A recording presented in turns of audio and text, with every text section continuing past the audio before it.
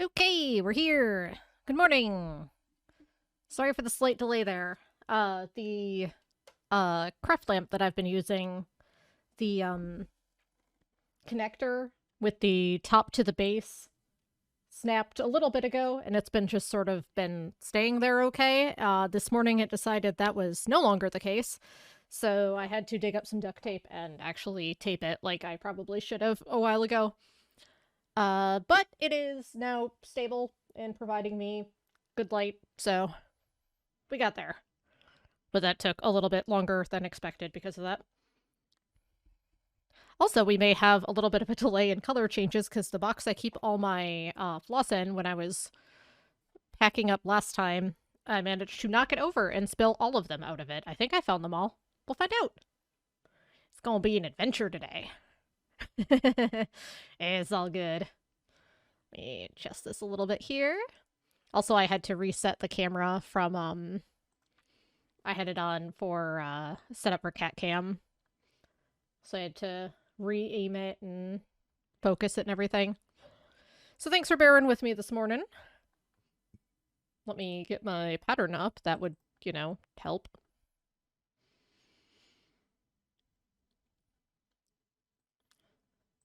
Turns out I'm not making up this whole thing as I go.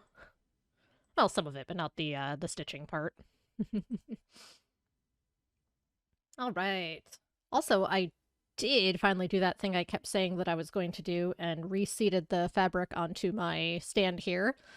This corner's still a little loose, but it's a lot better than it was, so it shouldn't be quite as much of a nightmare stitching it when we get to that point. I might reseat it again before then. I've got to find some sort of flush connector for these pipes instead of the corner connectors, because that's what's causing me these tension issues. That's going to have some folds that are going to be a pain to iron out.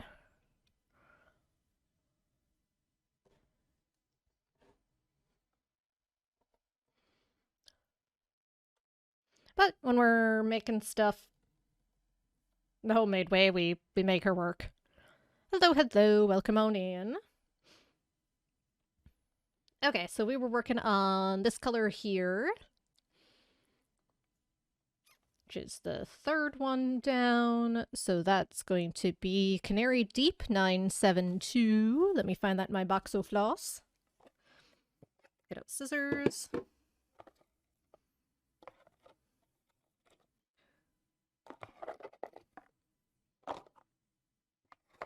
I swear if I'm already missing one and it's the one I immediately need, I'm going to be a little annoyed. I think that might be the case. I think that one fell under something. All right, we're going to skip 972 for a second. We're going to go to 973. It's okay. That's just the sort of day we're going to have today. We'll adapt and keep on going. We have 973. 972 is somewhere in the office, probably under the futon. Got some good distance when the whole box fell.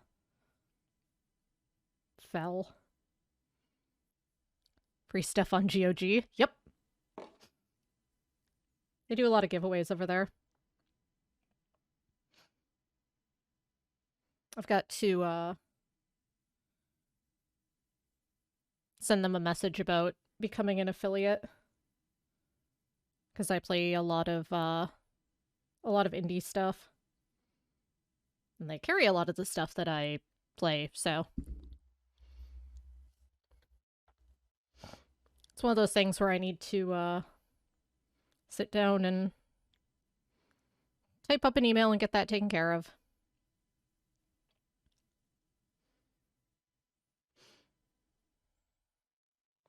Also, for anyone curious, we are listening to King Gizzard and the Lizard Wizard, Omnium Gatherum. It's one of the multitude of albums that came out last year. I've got a playlist thrown together for this morning. I don't remember what's on it, so we'll cover it as it goes.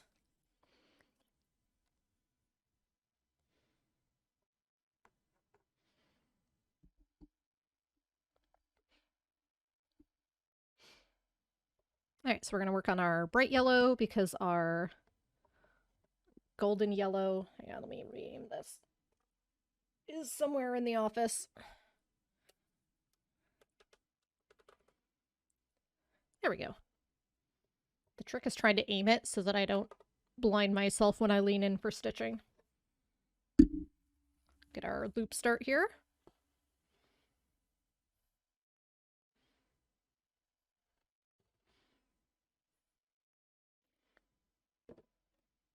I'm doing one gnome pattern every month this year. On Ravelry, free pattern for gnome. That's adorable.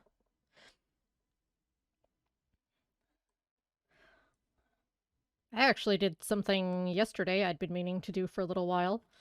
I had some free patterns that I had made a couple years ago, and I had a joint Gumroad account with a friend, and I finally cleaned up a few of those now that I have my DMC book with the thread samples,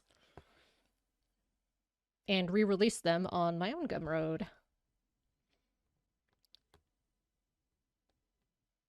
hulyencrafts.gumroad.com.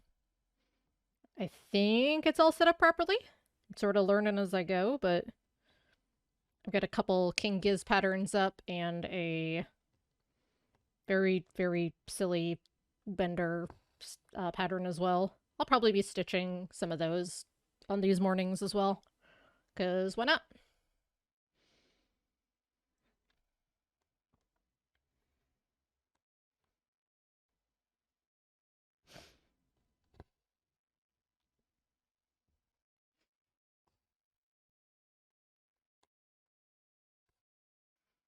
I've got another King Giz one I need to re-export and readdress colors on. I've got a couple flower patterns I did that's gonna take a little longer to do the color fixing on because those are based on photos I took. But I've still at least got the cleanup work on it and got it down to, I think, like sub 10 colors.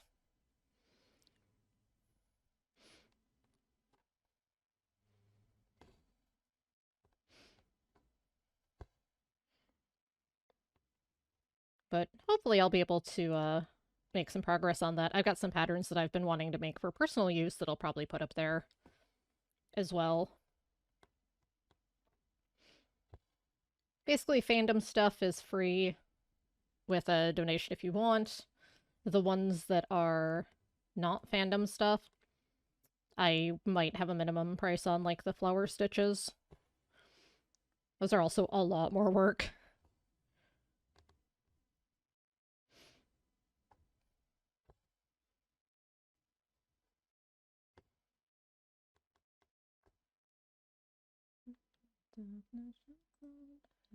Trip, trip on the floor.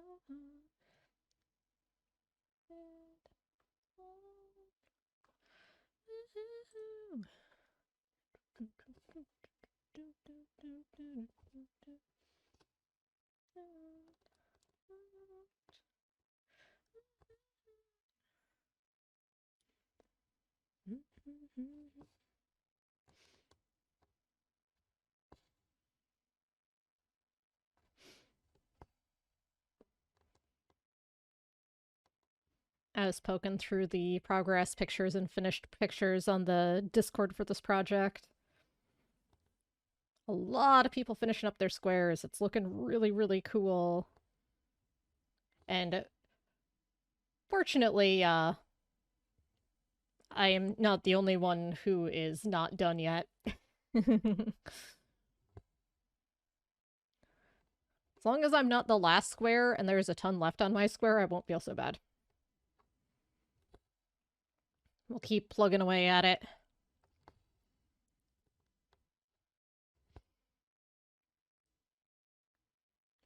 For anyone unfamiliar, we are working on a square of a project from Reddit to stitch all of the Our Place canvas. That guitar solo is fire? Yeah. There's a few really, really good guitarists in King Giz. They're a six-piece out of Australia. Deeply rooted in psychedelic rock, but they noodle around in basically all the genres.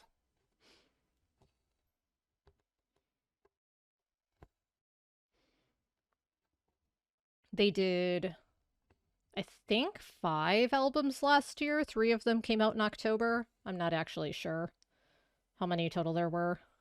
A lot. This one's Omnium Gatherum. It's a double album of just odds and ends. So this one's very jammy. It's like a 13-minute jam track, which they have basically, if you like this, there is an album called, oh god, am I gonna get this right? Ice, Death, Planets, Lava, Lungs and Mushrooms, Mushrooms and Lungs, something like that. I'm never gonna get the name of that album right, no one is. But they do a jam for each of the Greek modes.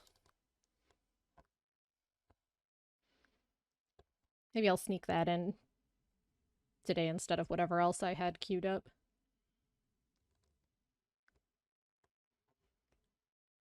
Okay, now I actually have to pay attention here.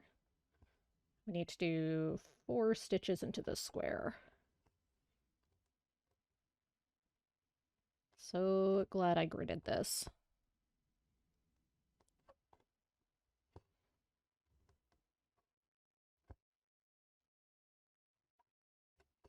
Two.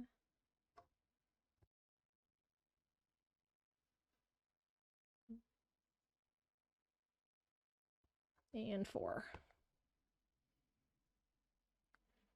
If you like this jam, definitely check out Butterfly 3000. Very synthy electronica.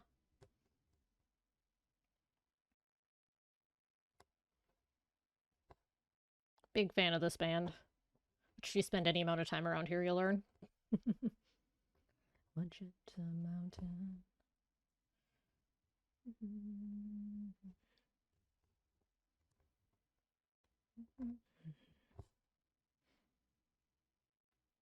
And always, I'm trying to keep an eye on levels, but let me know if audio balance is borked or needs to be tweaked.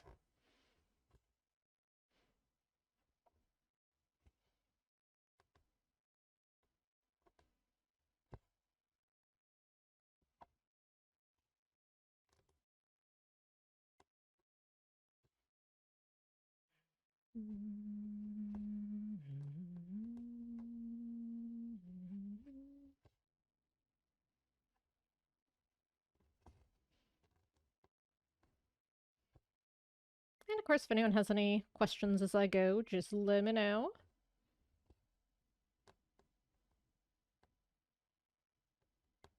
Cross stitching is surprisingly simple. It's like coloring with thread, especially if you're going off a pattern. It's especially more so if you go off of a stamped canvas, because then you don't have to worry about counting. You just follow the stamped pattern. All right, I'm gonna tie off this bit of thread. And like I said, we're skipping a little bit of that golden yellow because I have to find where it went. I mean, at worst, I'd go buy another skein of it.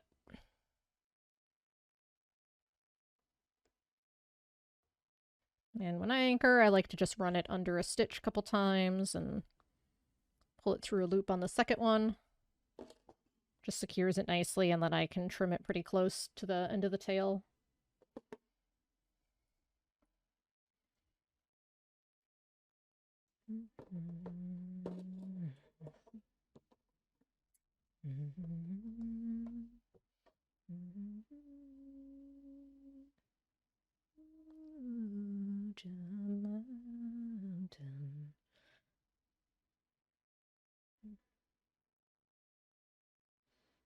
Grab another piece of thread.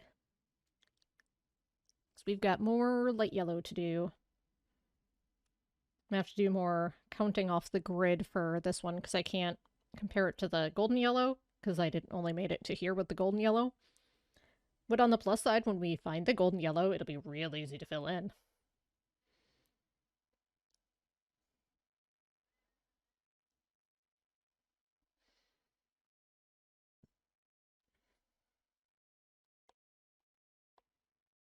Alright, so do we have another stitch here or not? We might not.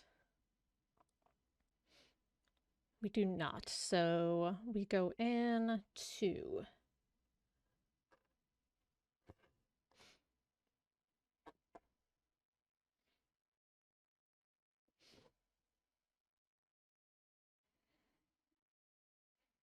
And if I find myself, for whatever reason, having trouble counting without having that other stripe in there, I'll hop to a different section. That's what's nice. We have lots of space left we need to get through. So we can always just scoot to a different section.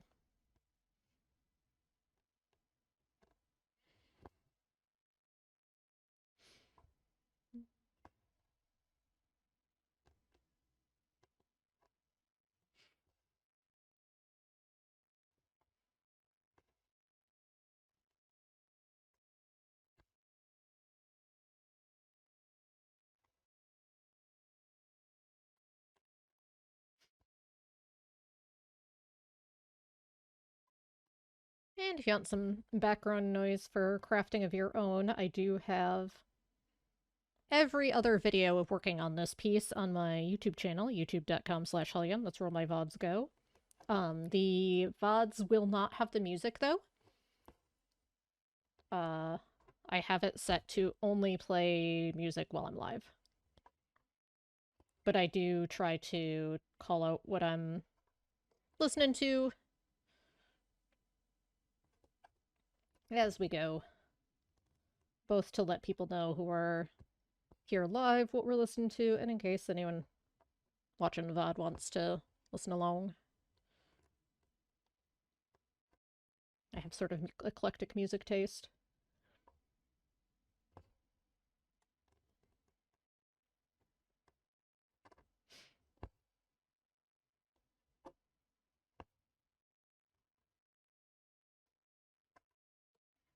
Music is music. Yep. There is music that is my jam, music that is not my jam, and I can respect both.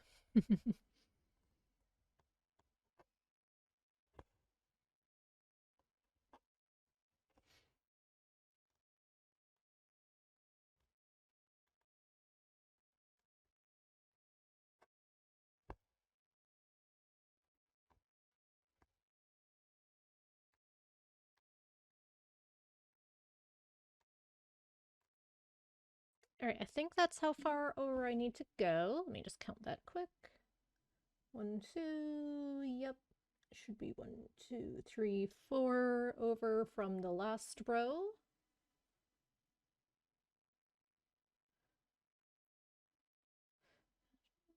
Yes, excellent. Problem is looking at the pattern and not getting lost and making sure I know which symbol I'm looking at. Since there's a lot, obviously, striping of different colors here. Good for ya. Oxygen is good for ya. Good for ya. Oxygen is good for ya.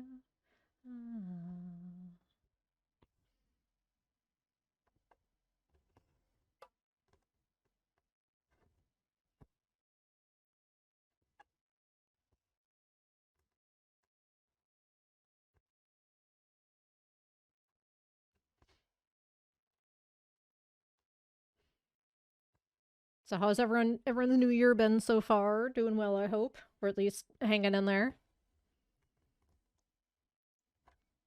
I'm just glad the holidays are done and I can breathe again. Been actually getting sleep and having energy again. It's great. Definitely more on the side of hanging in there. Yeah, sometimes it do be like that.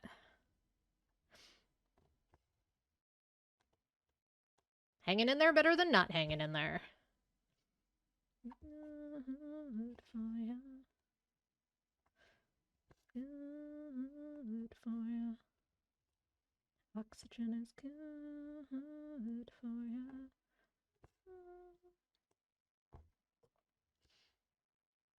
Alright, got another row. It's kind of hard to see the light yellow, but I can... There we go. Gnome pattern. We found link to a smaller gnome pattern for keychains.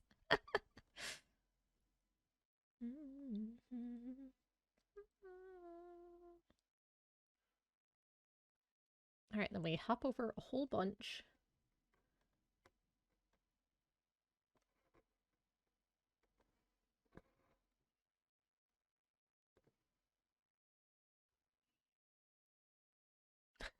Of course, the yarn is this size between the ones you have readily available.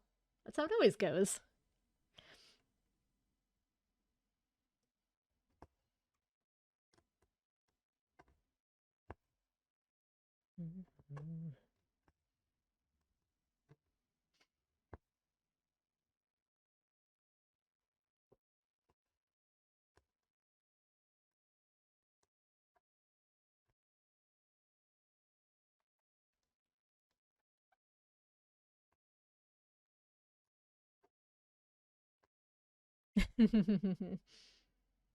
Well, if you make a gnome with the yarn, that was from Mom, you'll have to send her a picture. She will love it.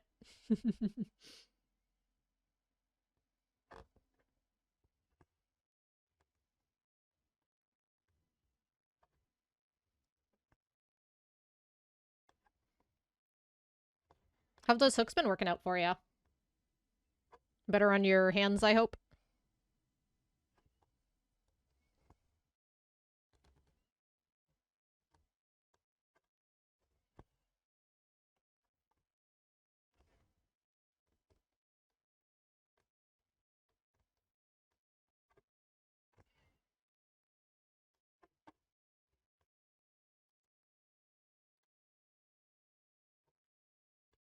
Let's untwist, try to get a little cleaner of stitches here.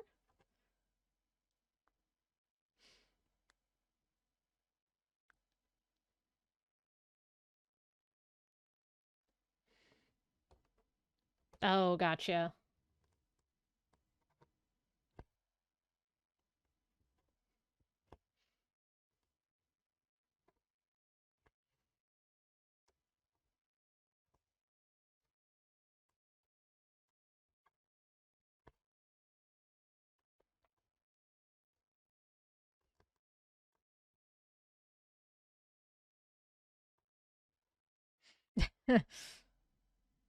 Well, you take care of yourself.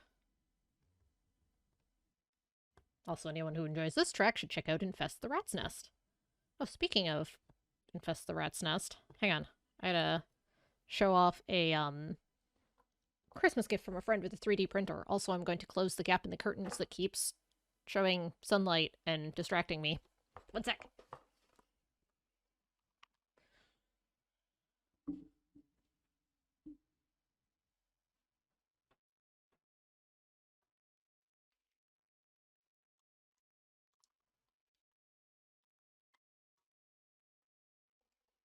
Needs a little bit of repair because of the thinness of the pattern, but it printed me the this is the gate off of the cover of Infest the Rat's Nest. The little teeth came off, so I've got them separate here. So I'm gonna glue them on. But when the weather's nicer, I'm gonna prime it up and paint it. It's gonna sit on my shelf. I've got little fangies I need to glue on. Yeah, it's so cool. And then he also included a possum bard, just because. Don't tell me I already lost one of these fangs. Oh my god. It'll turn up. My life is a mess today. Oh, here it is. Fell in my pants. Found it. Yes. Possum Bard just makes me think of the Brooklyn Nine-Nine screams in E. I'll just put this up here for a moment, but yeah, I wanted to show that off because it's neat.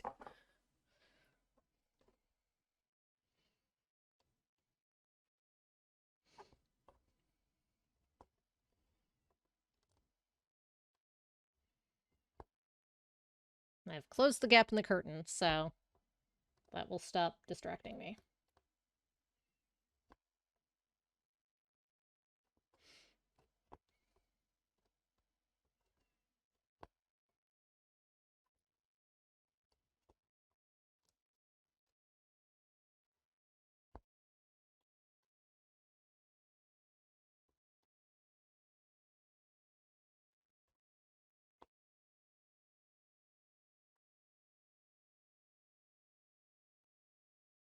Now we have a very chill, funky jam.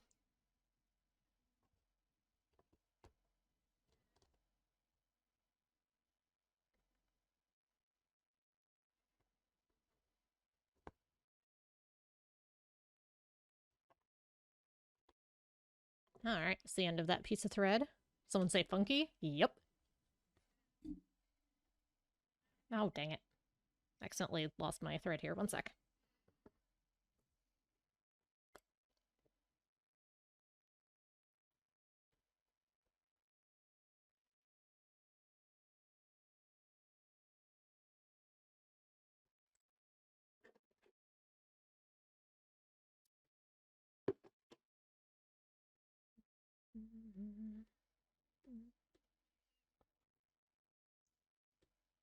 It's a funky jam about the state of the environment and its declining nature.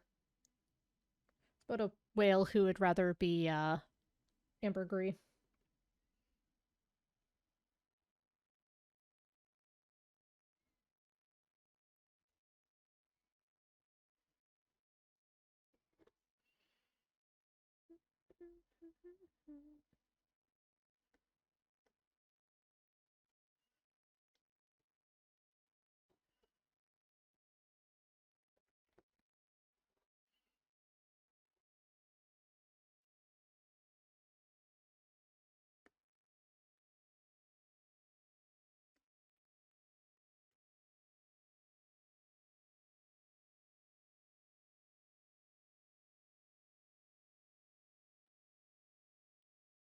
There we go.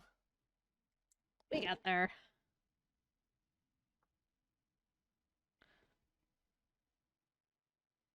I know I've been saying for like a month I need to replace this needle, and I still haven't yet. Yep, that feels appropriate. So that emote is just fun. Alright, let's grab some more of this yellow.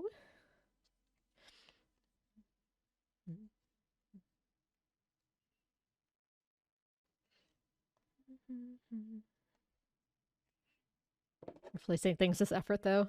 It's more the remembering part. Because I don't want to stop this and do things while I'm live, but then I have to remember to do them later.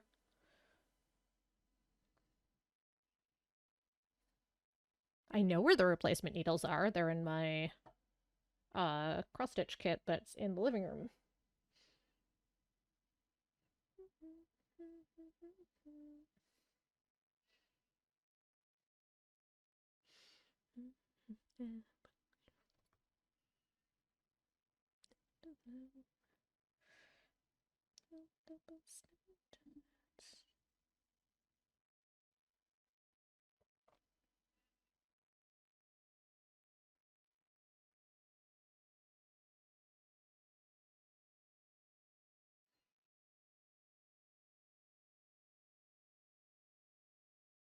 Alright, we got another piece of yellow set to go here.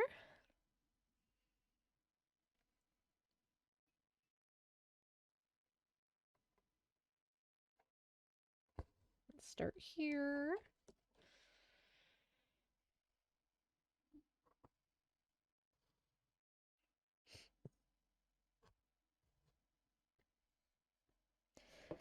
Loop start is such a cross-stitch life hack.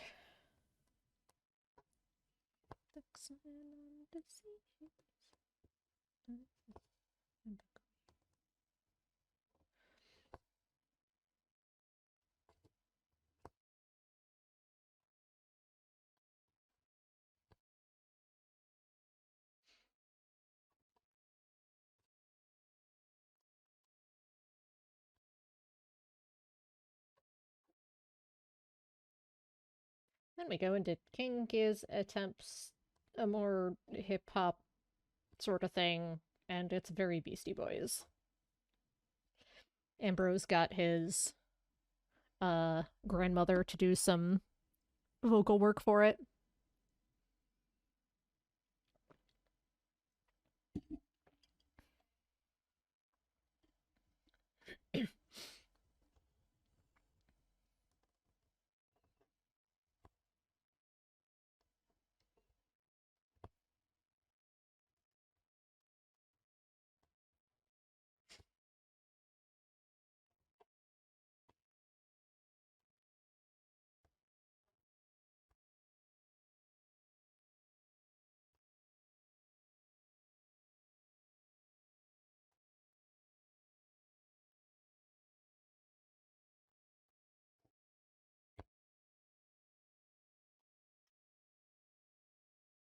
All right, let's see. How far over do we need to go? I think it's another 4 stitches.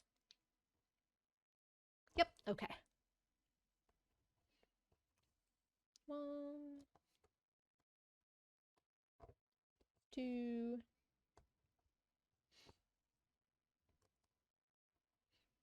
3,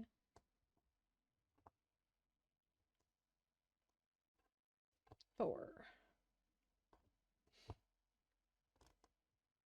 Double check that that's correct.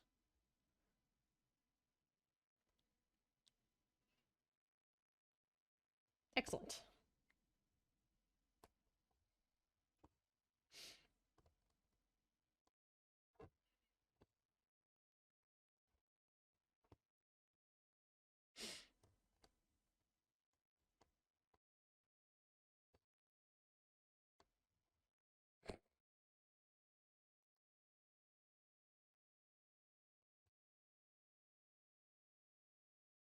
It's all counting, but some days counting is more difficult than others.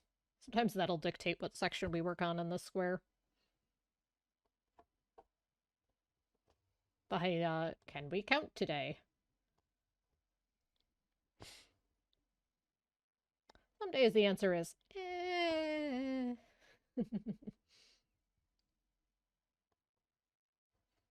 Then I find the sections where I just find a starting point and do a line.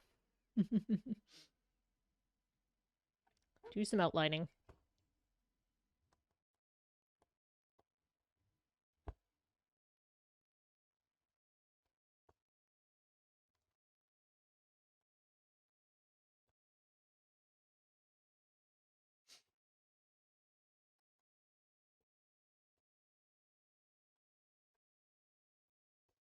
Math is math.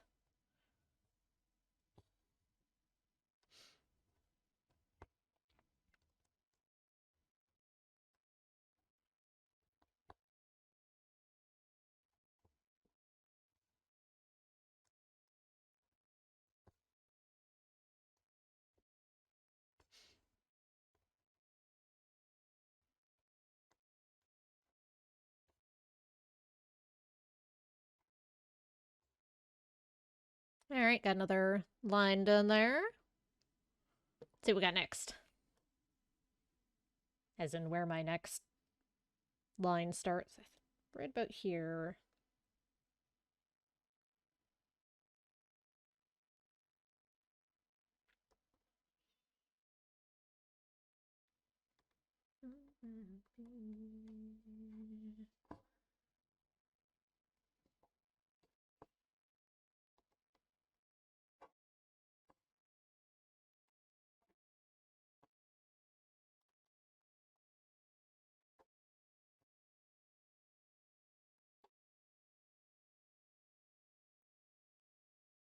All right, and then we go 3 past the line above.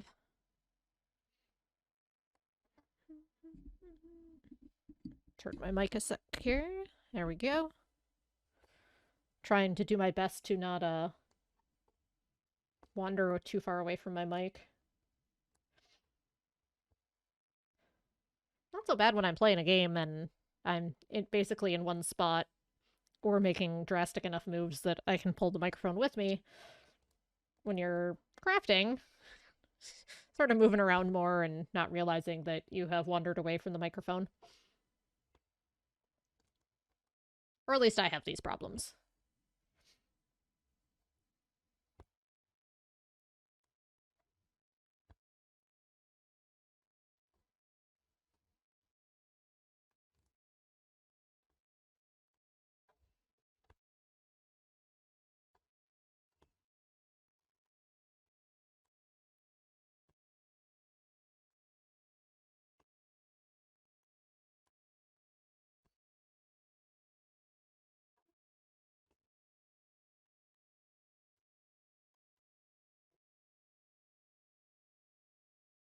All right, so we're 3 past the end of that one, and it should be 2 before the end of the square. Perfect.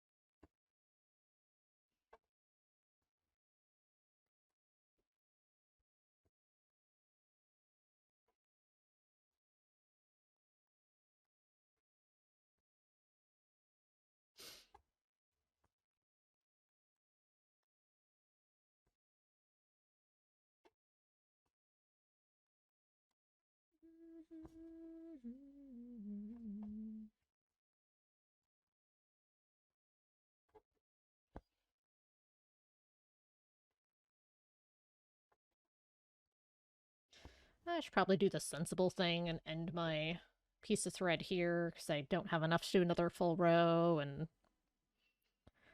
let's be sensible for once in my life. Don't get used to it though.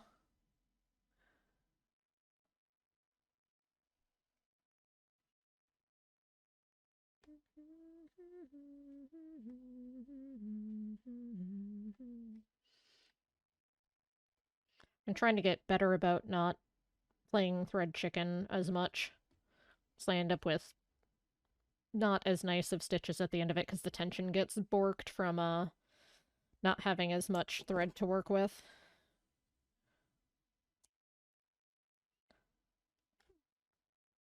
Plus, this size needle tends to shred the end of the floss a bit, so I try not to let it get that far.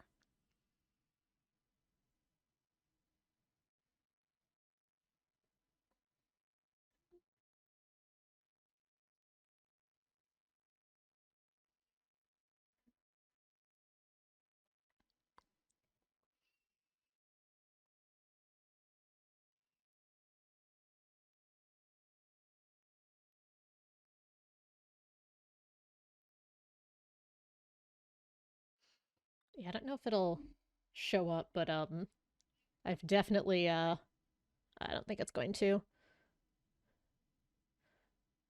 You'd see the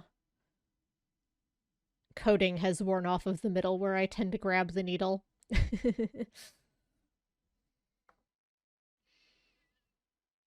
So it doesn't go quite as smoothly. At least this one's not bent. That's usually when I replace these. Is when they get bent on me. Usually from pulling out stitches. It's okay, I bought a pack of like 10 of these. Does know me?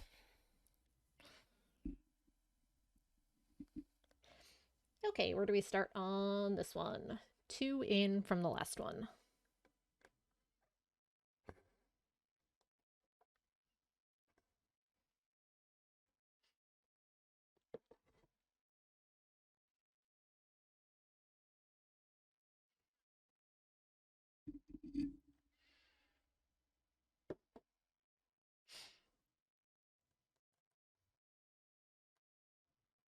Alright, and how far over are we going? 2 past the previous line. Can do.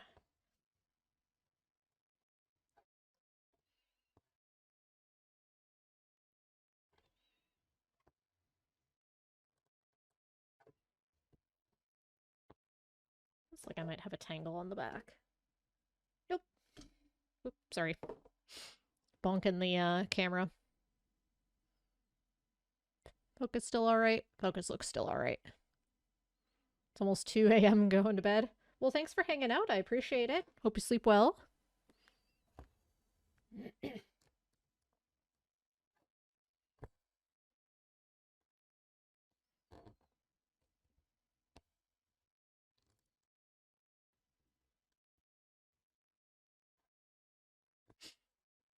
I love this song. It's the Garden Goblin. It's Cookie doing his style of things. We've played some Pipe Eye on the channel before. Pipe Eye is a solo project. The Garden Goblin's looking at me, at me, at me. What's that expression upon his face? Doesn't it look like contempt? Does he want the garden girl like me? And you.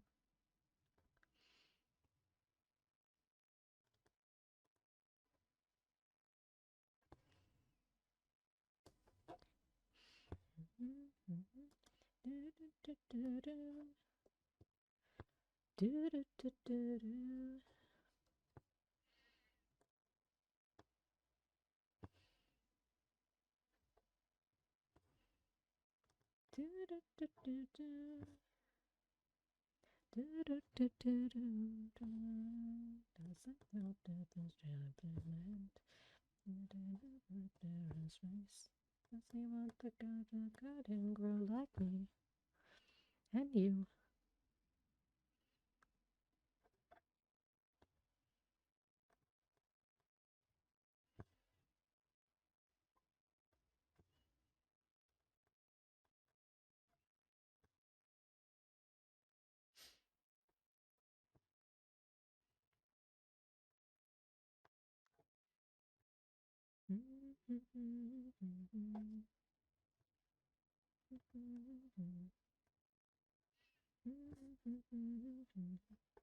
Wouldn't he be friendly like the gnome? Does he have his face? Does he want the garden grow like me? And you.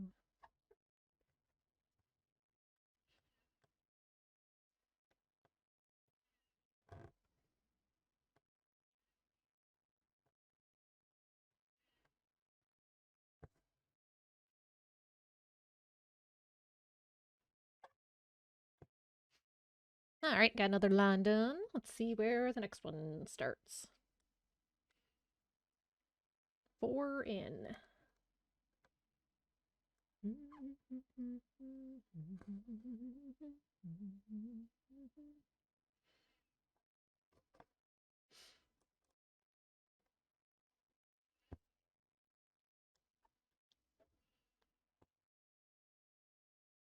Then we go 4 past the end of the one above.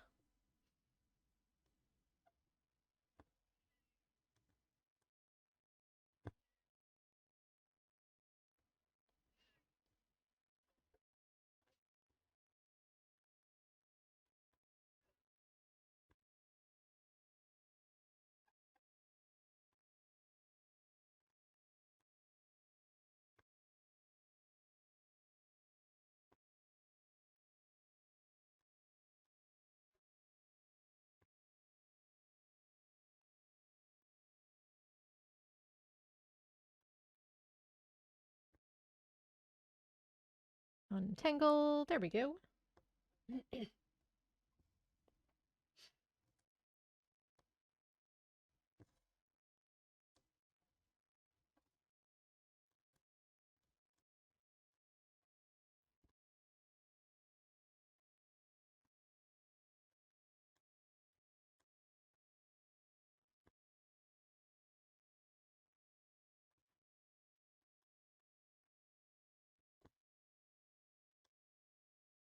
Man, I know I mention it every time, but it goes so quick when you're not changing color every 3 stitches.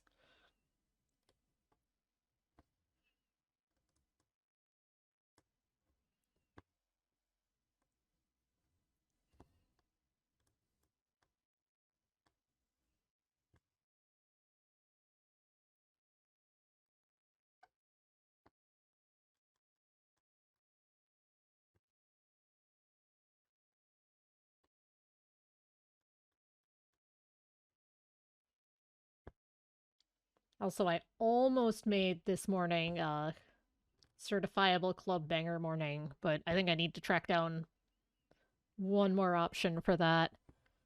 Some morning we're gonna have a club banger morning with the Venga Boys and Eiffel 65 and whatever else I have in my collection that I can claim either correctly or not is a club banger.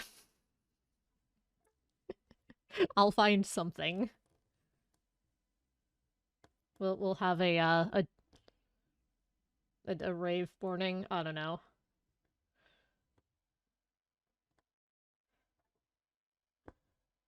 I think this is my favorite track off this album. It's so good. Such a good jam. This is Persistence. Baby, I got persistence. Keep pushing like the Ford motor pistons. Oh, baby, I got persistence. Of an automatic transmission. Alright, I'm getting to the point where it's getting a little hard to tell what line I'm on the pattern. Which I'm surprised I made it that far before I got to that point. So I'm gonna tie off this end, and I'm gonna start on this end and work my way back over. Just to make it less likely that I make a counting error.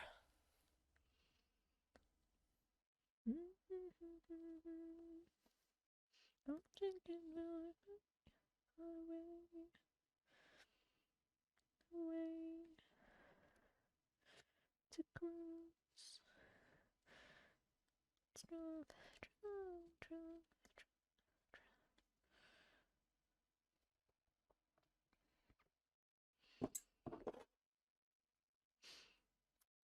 I got persistence. Keep pushing like the Ford motor pistons. And as always, don't mind the brief glances at my entirely untidy desk.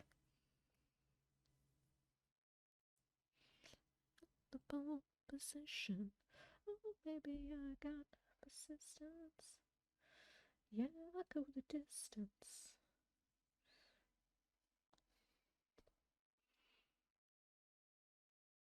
Oh, baby, I got persistence.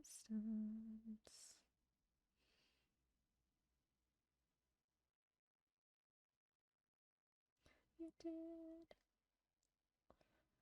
It will. The wings. Unfold. With fear.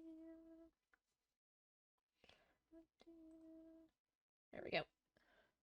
Scroll a little bit so I can see well. What a concept. Okay, so.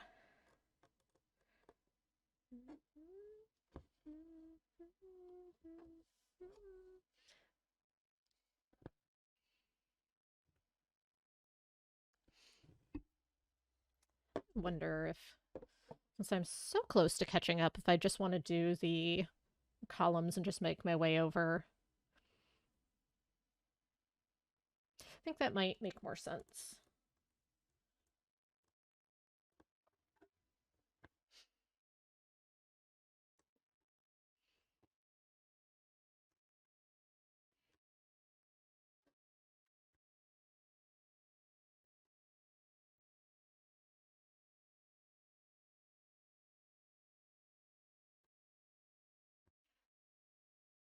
Tend to just kind of flow with my stitching, however it makes sense at the time to keep straight where I'm at. It's not the most efficient, but as long as my stitches all go the same way, it'll look nice. Baby, I got persistence.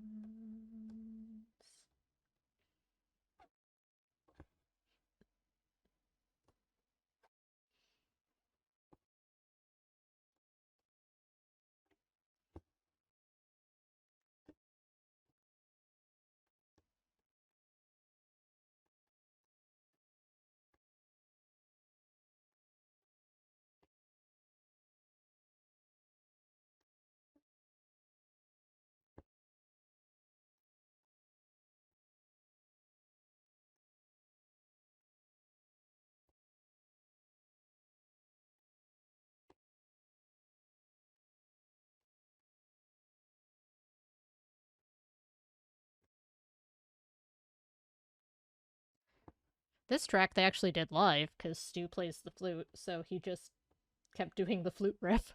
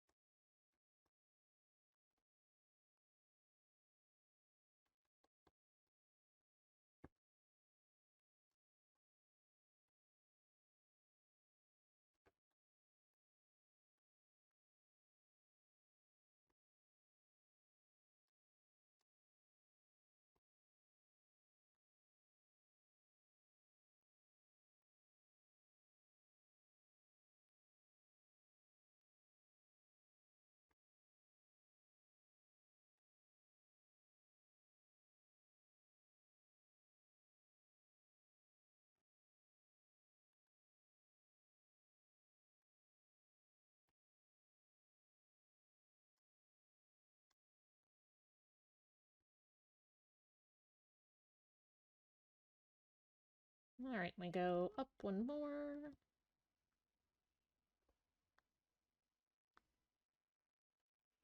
Just spot checking a bit as we go, make sure we're still where I expect to be on the pattern. Because if not, that means we messed up and need to fix a thing.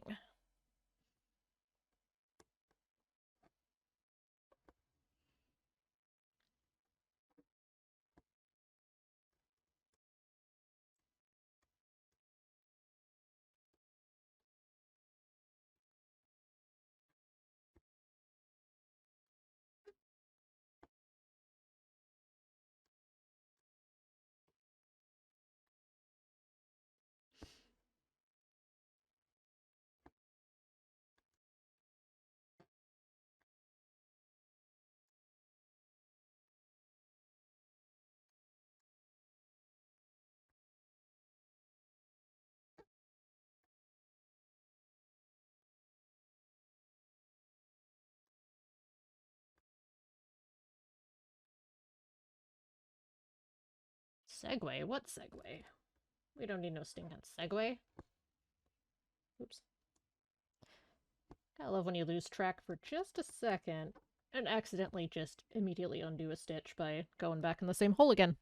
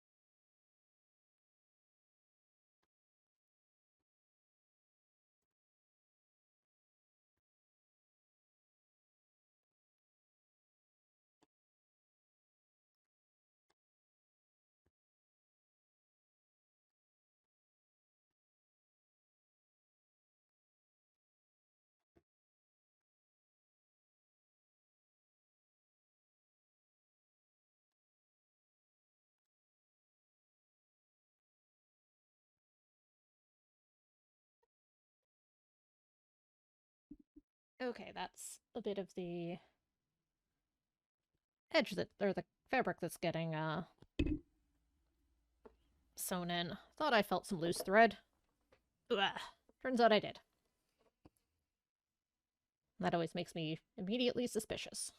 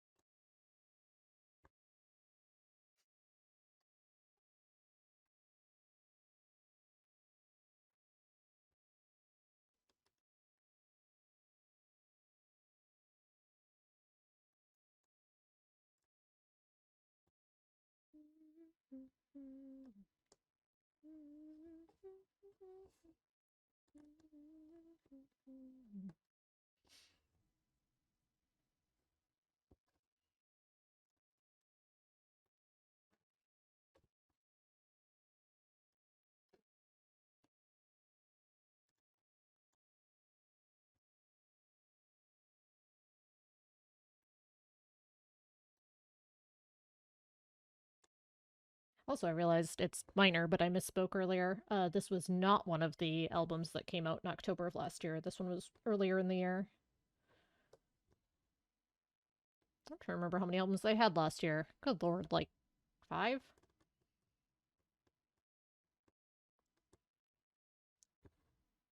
I remember if Butterfly 3000 was the year before. 3001 was this previous year. That was a remix album, so I don't know how much that counts.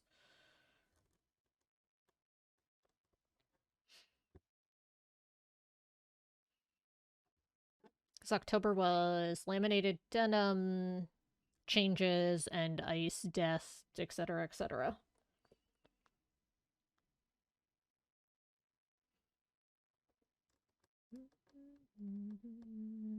Alright, I think what I'm going to do is I'm going to anchor this, grab another piece. So presumptuous.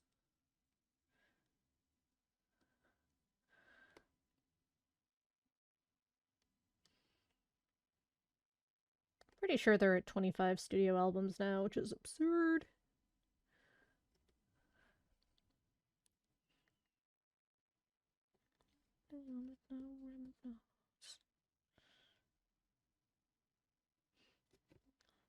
No presumptuous.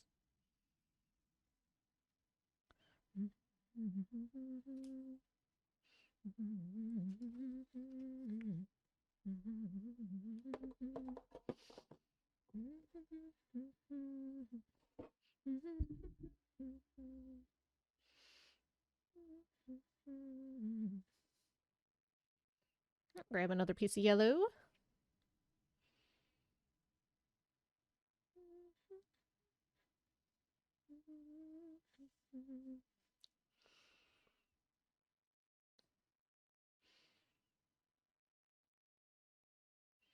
We're almost at the bottom of the page, too. If I can find my golden yellow, we might be able to finish the page today.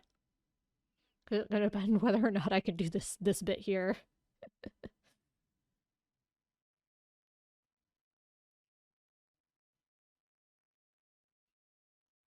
The bottom of the page is right here, one stitch down.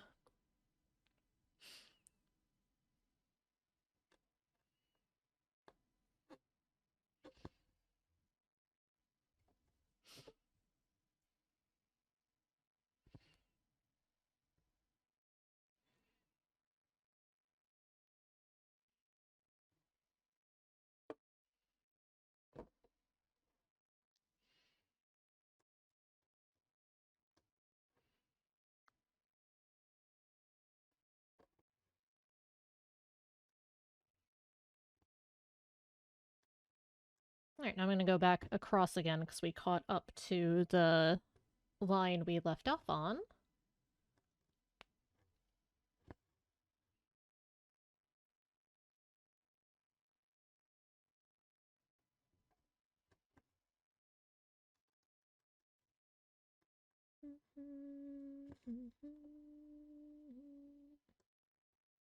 Just need to see where I'm at.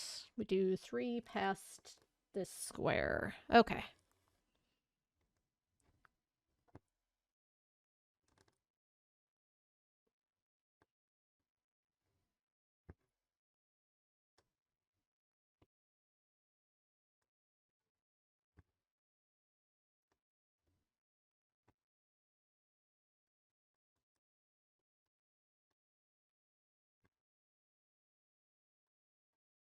One, two, and 3.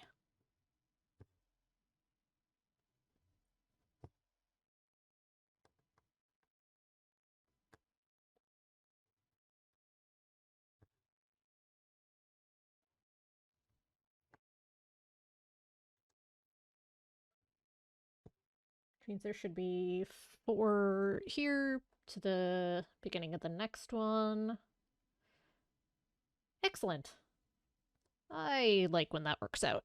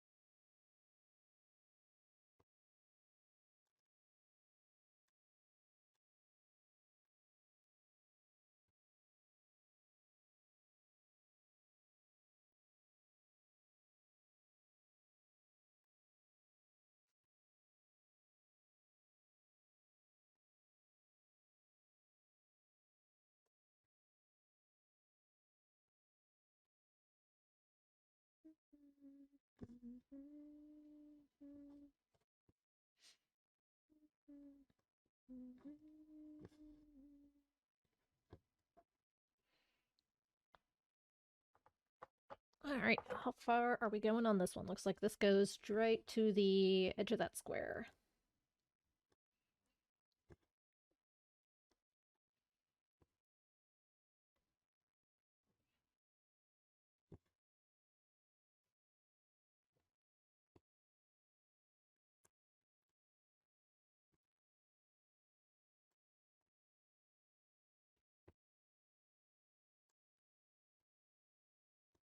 Adjust this to a little bit more comfortable of a position. It's important while doing any sort of craft that if it feels uncomfortable while you're doing it, that means you potentially should be finding a different angle or something.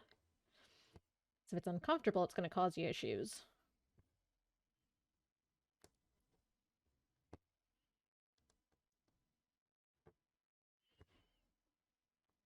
Either change position or angle, or find a slightly different tool or setup, or just take a break.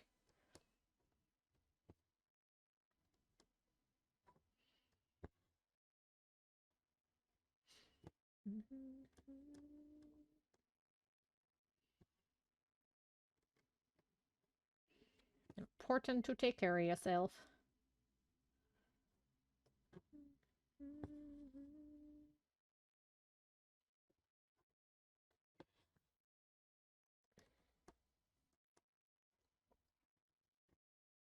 Alright, how far over does this one go?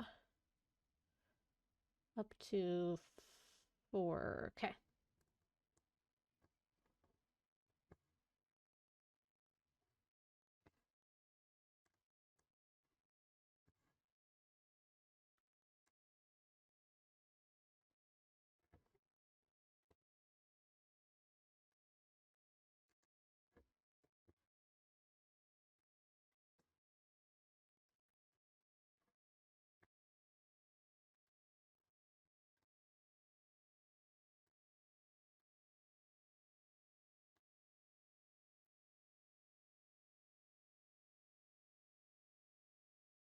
Then I look and see if we need one more, or if that was the last one.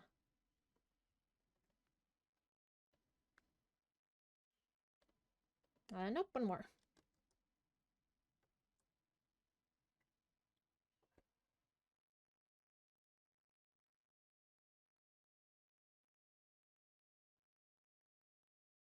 I think. Hang on. One sec, now we're having doubts and checking.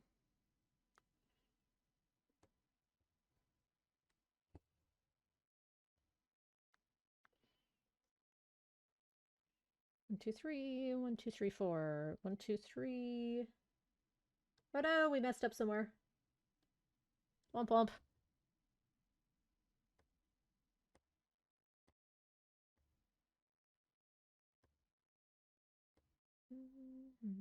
Alright, where was my last stitch?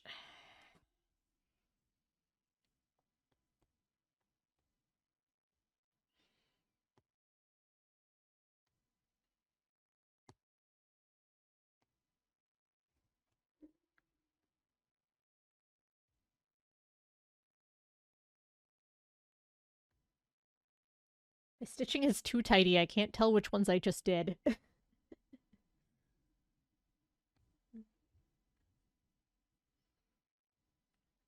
Alright, let's see here.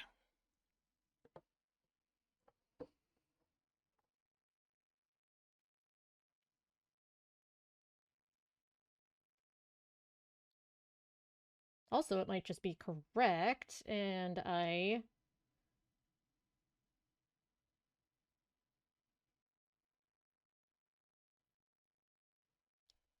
just don't know what I'm talking about. Okay, let's see here. 1, 2, 3. 1, 2, 3, 4. 1, 2, 3. 1, 2, 3, 4. 1, 2, 3, 4. Okay, so that part is all correct. Hang on, I'm gonna grab.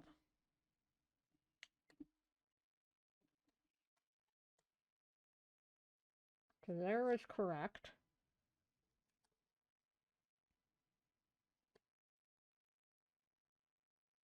1, 2, 3, 1, 2, 3.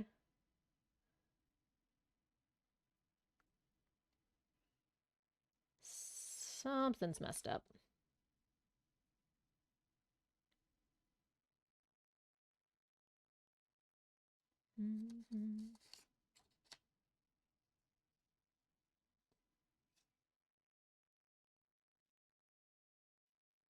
Okay, so this one starts on the corner. Sorry, I'm gonna do a little bit of seeing if I can figure it out now if it's correct. 2. Okay, that's good. Okay, I think I just need a couple more stitches here. I think that's what it is I'm just missing these 2 stitches, which is where it meets up.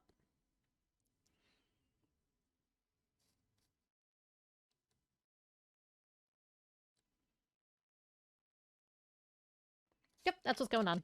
Is that I was having trouble counting because I did in fact need those 2 stitches. Okay, good, good, good. Good thing I couldn't pull those stitches easily. Turns out they were correct. I'm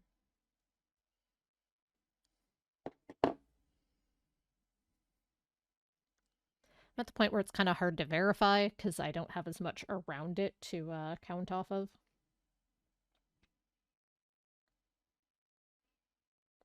To work as a secondary check.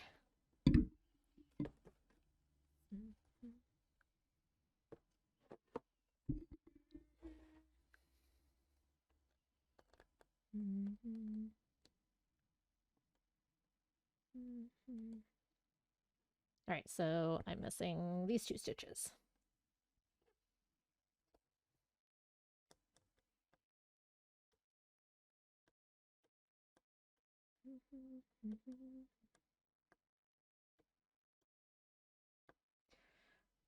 It's one of those things where in some of the sections I would just leave it and then kind of check it as I do stuff around it, but since the one under it, I'm going to want to know that the one on top is correct.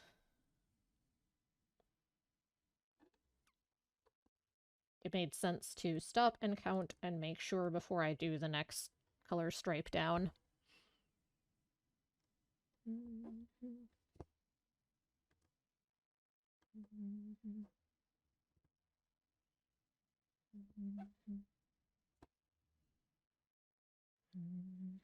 There we go. So we're going to go ahead and find our light green and continue that.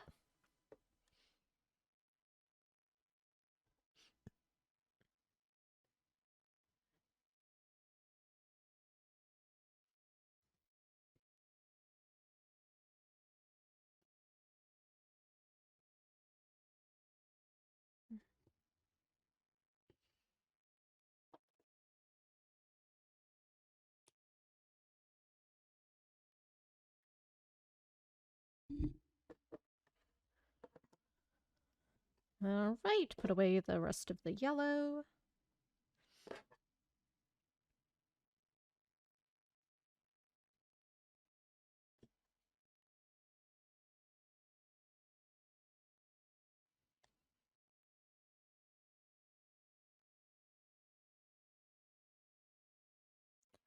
Okay, next. Parrot green light 907.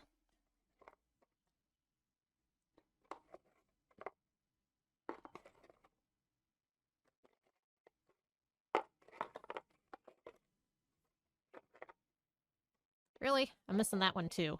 My stuff went everywhere. Turns out. Stretch and hydrate. I'm gonna stand up and stretch. I'm gonna quick do a look-see and see if I can find my colors I'm missing. Ooh.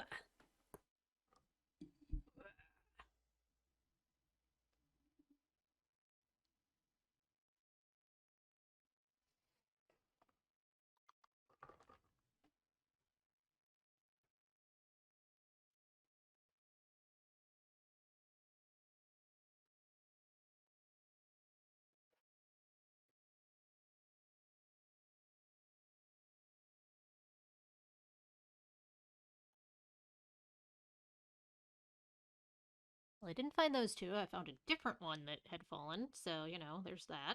Good, good.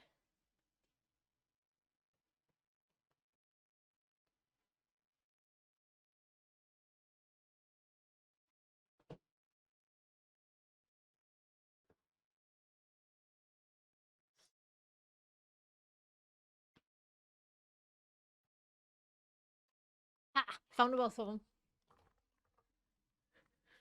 Then the one that I didn't know I was missing. 972 and 907. It had also been just long enough ago that I was worried that if it was on the floor, the cats might have swiped and moved them around somewhere too. Welcome on in. Hope everything's going well. Alright, let's go ahead and fill in this stretch here. Hopefully that's all of the floss now from the box getting upended. Clearly I have not inventoried it to see if I found everything.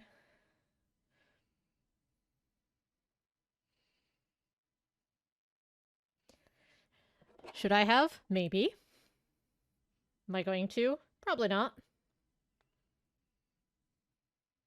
More exciting this way is the excuse I'm going to go with.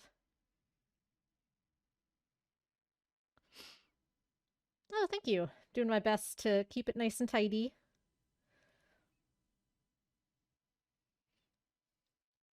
That was the end of King Gizzard and the Lizard Wizard Omnium Gatherum. We are now rolling into Self, Subliminal Plastic Motives.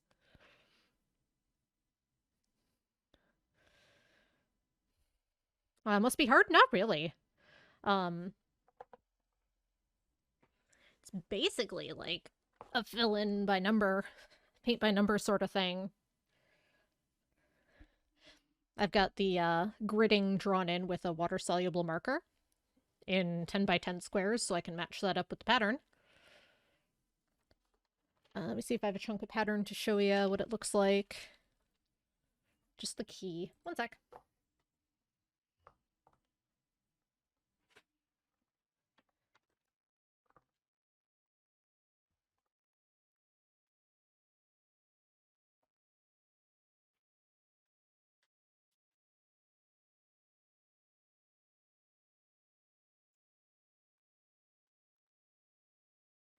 The cat knocked them down and has been laying on them because I've been using a digital one anyway, but see, it's just gridded out and it's got different symbols to represent the different colors. Well, what's nice is that there are a ton of people out there that will make patterns. So even if you aren't able to do the patterns yourself, you can just follow along.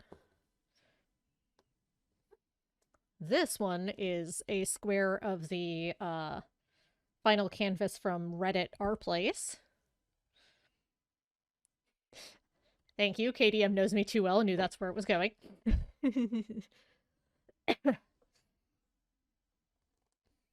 Great minds, etc., etc.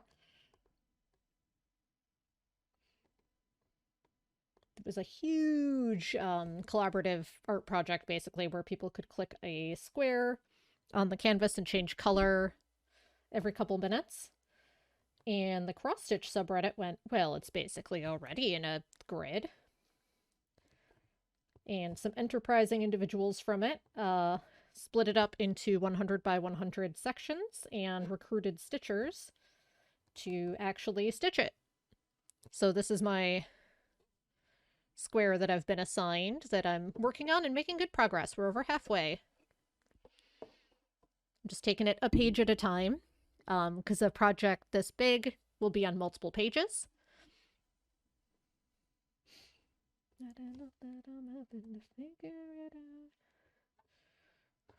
So I'm doing what's called counted cross stitch. So I'm going off of a pattern onto the fabric that is basically just gridded and has holes that you can make X's into with different colors. That's all it is. Just making tiny X's to turn it into a picture. If you're interested, there's a lot of kits out there that come with everything you need with a nice simple pattern to do. There's also what's called stamped cross stitch, where you can get a pre-printed canvas with water-soluble ink where it actually will have the different colors, not the colors of your project so that you can tell what you've stitched, but it'll have the whole pattern stamped onto the fabric itself. So all you have to do is just follow along on the stamped pattern, and then when you wash it at the end, the ink all comes out. This is a much bigger project than I normally work on. I tend to do a lot of video game sprites because they're tiny and don't take very long. The sound you breathe, running up to my knees, disregard everything. There's a ton of good resources out there for learning how to cross stitch. I can also go through some of it. Make everyone sing.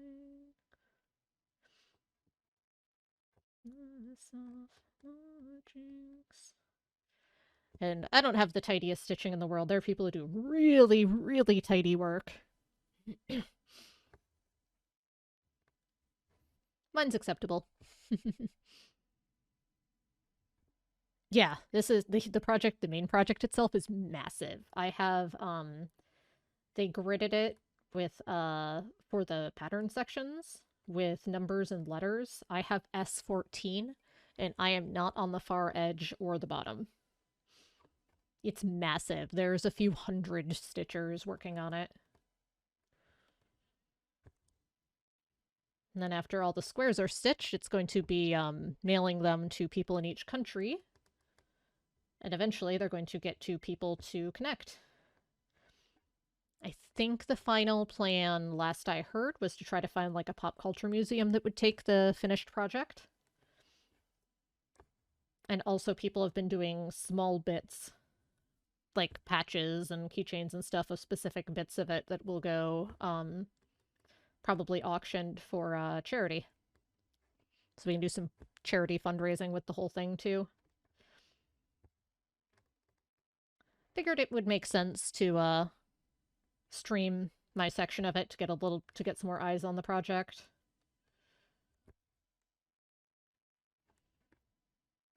Also, that way I'm working on it almost every week, once a week for a few hours, so I'm making a little bit of progress.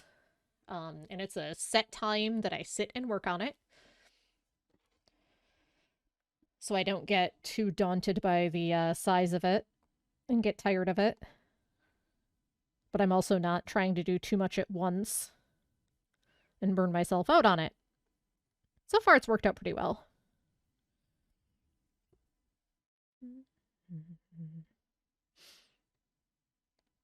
And it's been fun to have something different to do on the channel as well.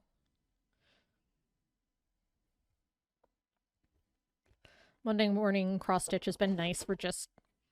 And my channel's pretty chill to begin with, but even more chill. Hang out and craft. Listen to some music. See what everyone's up to.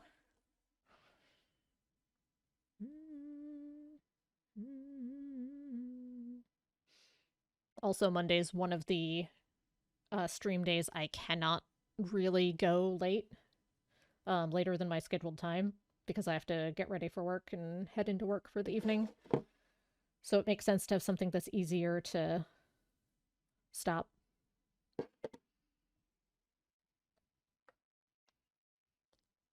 Because my Tuesday and Thursday streams, I end pretty much on time, because that's when dinner is. Because it works out well with when my husband gets home and has dinner ready. But it's one of those things where once in a while, if we're near the end of a game or got a good run going or something, I can go a little bit further without it being an issue. But on Mondays, not so much.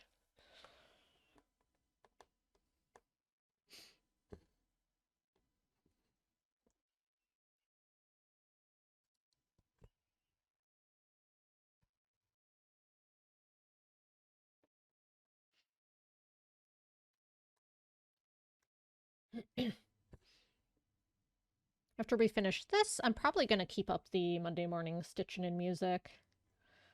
I've got I do have software to make patterns, and I've got a few personal projects that I want to get done for like around the house. And that might be a good excuse to get them done as well. I'll make a command, but I got a Gumroad shop up for the patterns I've designed so people can grab those. If that'll be fun actually, because then can do like a stitch along if someone wants. So rewind and clock the machine and you're one. Especially with the free patterns that I have up.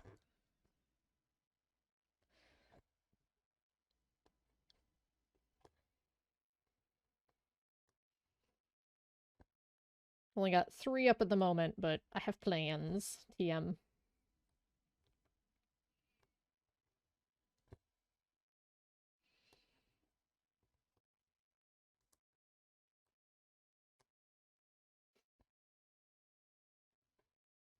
Northeast and southwest Mississippi, I'm going to reach my destination.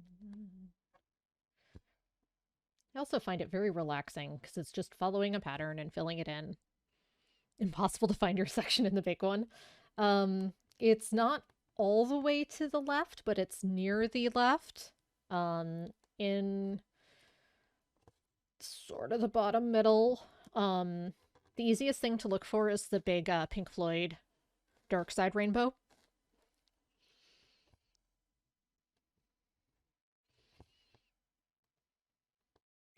They can fight over your one. Also, I think it has a search function on the our place atlas.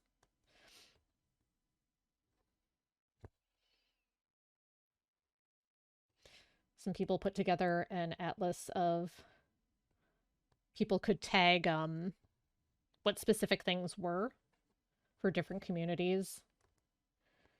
And I've used that to see what some of my stuff is. Give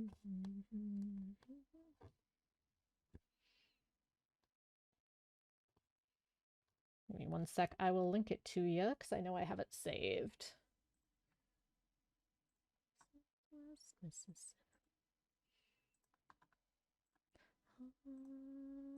There you go.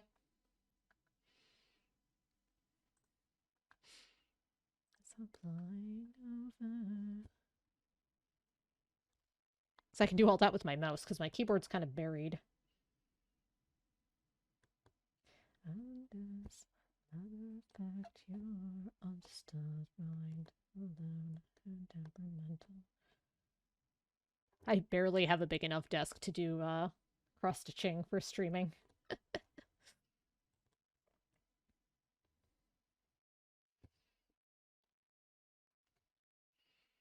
I've actually got a frame stand that I made. I found a pattern online. It's just PVC pipe cut up with the just off-the-shelf PVC corner joins.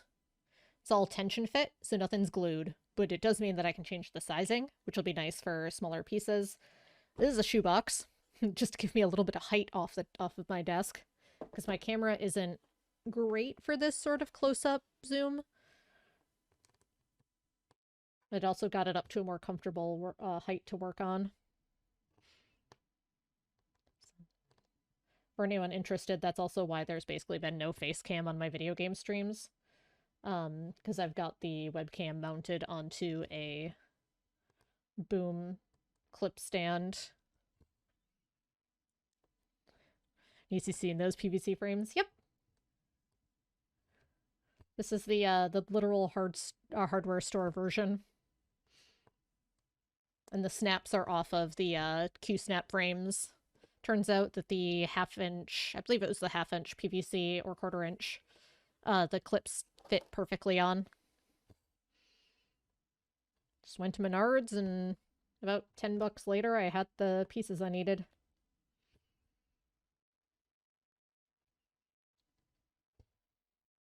Borrowed a friend's table saw. Well, I went over to my friend's place and used his table saw to cut it. With a pink trombone and a timpani. Just ignore the footprints. Just ignore the sand. Death stands before me. Toughest part of the process was I didn't know where the aisle was at Menards for the PVC pipes. So I got to have the dumb customer experience of finding an employee and asking where the PVC fittings and PVC pipe was that happened to be in the next aisle. That I just hadn't gotten to that one yet. But we got there. Then he saved a lot of time by helping me get because I had basically a shopping list of how many of each connector and what type. And he knew where they were in the bins better than I did, so that saved some time at least.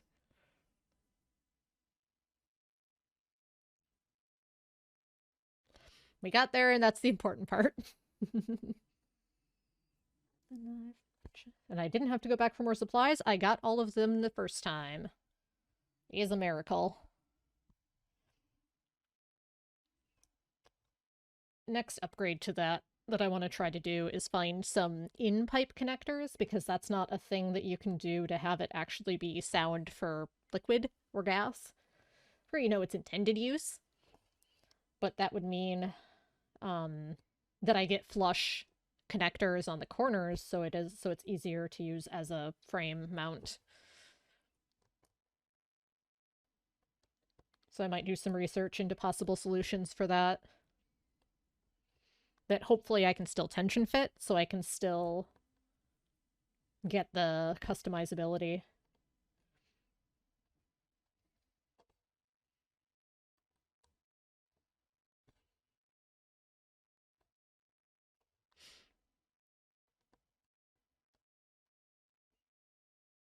But I figure I'll wait until after this project, 'cause this has been working well enough for this one.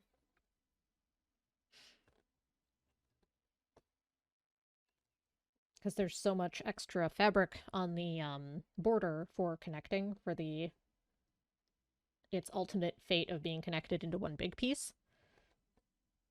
But for smaller pieces, I don't need that much edge. So it's going to be a bigger pain on those. Found my section? Nice. The section I worked on most during our place had already been claimed. So basically I went with this one because of the Pink Floyd Dark Side Rainbow.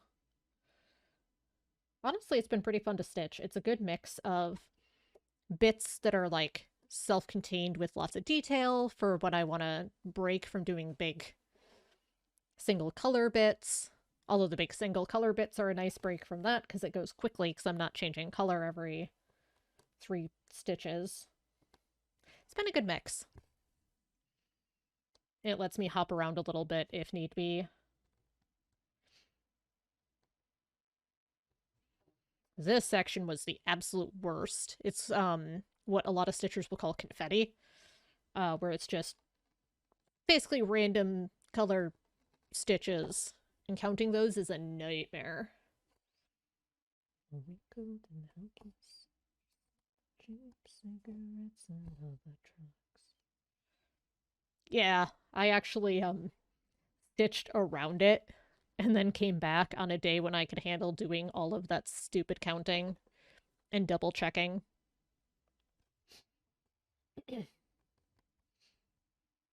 Fortunately, nothing else in my section is as bad as that. Even this isn't so bad, where it's the rainbow, where I'm doing a line and then changing color. That was better than this. That just goes slowly because I'm changing color so often, which means I have to anchor my thread, start a new piece. There are ways that people will stitch that will minimize some of that. Will they're like carry it through, and I just kind of wing it. Also, most of the time when I'm doing a pattern, if I make a mistake, whatever. I'll work around it and adjust the pattern accordingly on the fly. and it's not a huge deal. But because this is an archival project, I actually have to be super careful and double check and make sure it is accurate. And if I miss a stitch or put a stitch in the wrong place, I have to pull it and fix it. Normally, I'm not doing archival stuff. This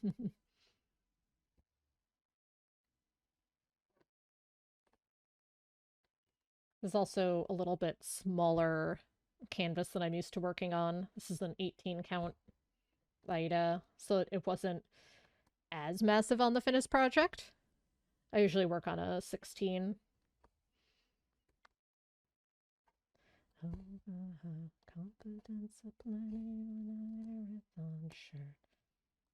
Which has bigger fabric so that the holes are a little bigger and further apart. Which makes it a little easier to see.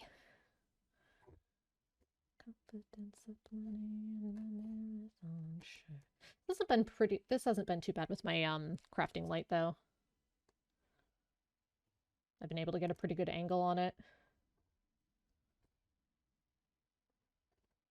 Is the light I use when I stitch in the living room because it's a floor light, so I can just put it behind the sofa. Been hanging over so I can see. All right, that's the end of this piece of thread, so let's go ahead and anchor it. How I tend to anchor it, there are some different ways, is I will run it under a few stitches of the same color.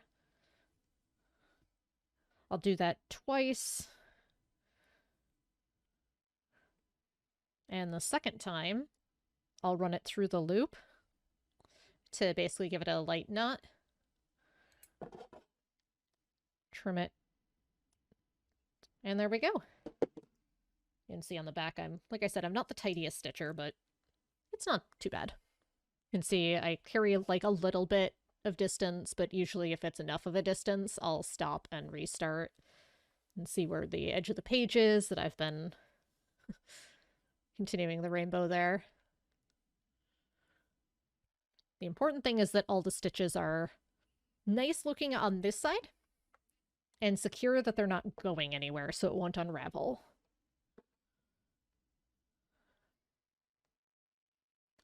Oh, thank you. I try. Like I said, I'm not the tidiest, but it's not too bad.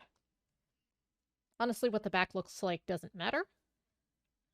Like I said, as long as it's sturdy and looks nice on the front side.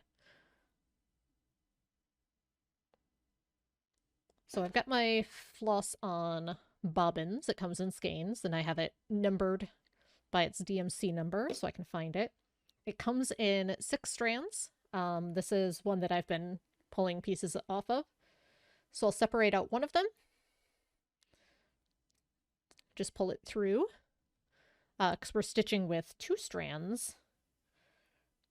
But if I do it with one, I'll show you a super neat trick for starting without having a bunch of knots on the back. So what I do is I fold over my thread. So I'll have a, this isn't the best color to show it off with, but I'll try, a loop, and then I'll take the 2 ends. Bonk my microphone, part of the process. And thread both ends, the loose ends, not the loop, onto my needle. Pull a little bit to get a tail. And then start my stitch. Pull it out partway, put it back through, flip my piece over. And you can see the loop there. So I take my needle, put it through the loop, so that'll secure my thread, and pull it taut. And then, oops, I have a nice secure end. If you're working with an odd number of strands, or if you prefer, sometimes people will just leave a tail for a bit and just make sure that it gets stitched over to secure it, or go back later and weave it into some stitches, kind of like I do for the end.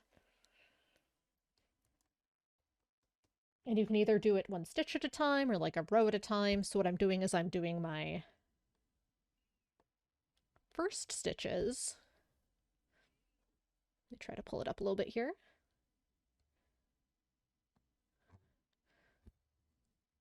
Just going into the holes and connecting the corners.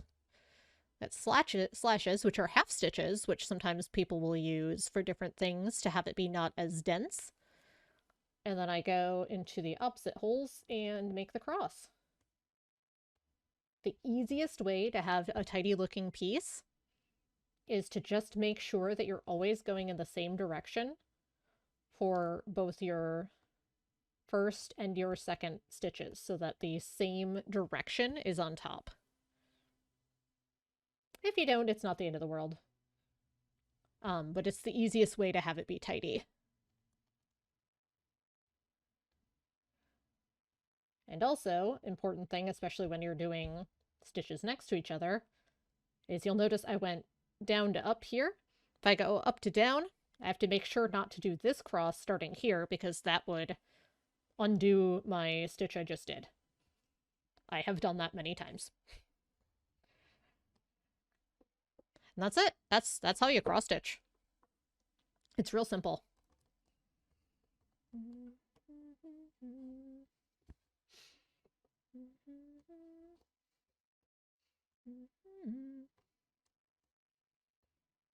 This is also what's called full coverage. A lot of the pieces that I do are not full coverage, which means that I'm doing let's say it's just like this character, where it would be this character, and then the rest of the piece is just the color of fabric. Full coverage is you are stitching every single square with thread, which is what we're doing here. Even our whites are stitches and not empty spaces, because otherwise, you can see the height difference on the ones that we've got here. It's more noticeable if you're in a piece where like that. So full coverage it is. Doesn't look that simple to you.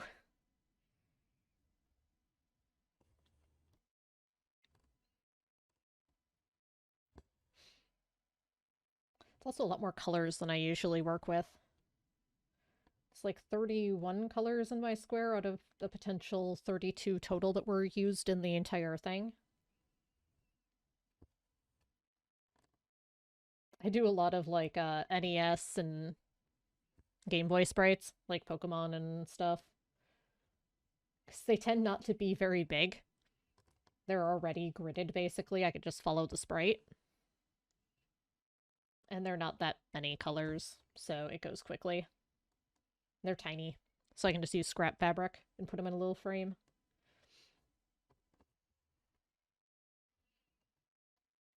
Also makes it less expensive to stitch. It's not a big deal for the sprites. I usually just kind of use whatever I have laying around that's close enough.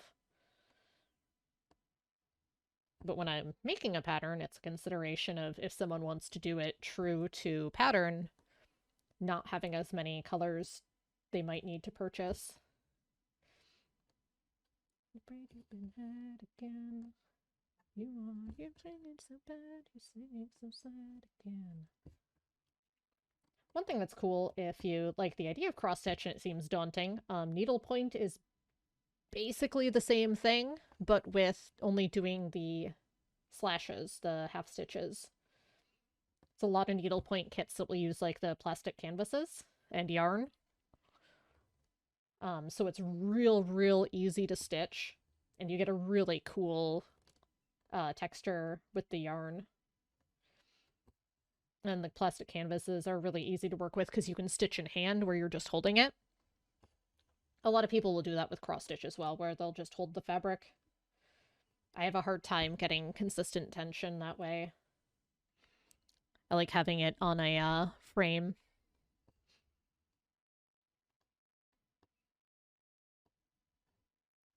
And for frames, there's different options for that too. This is basically a modified Q-snap frame.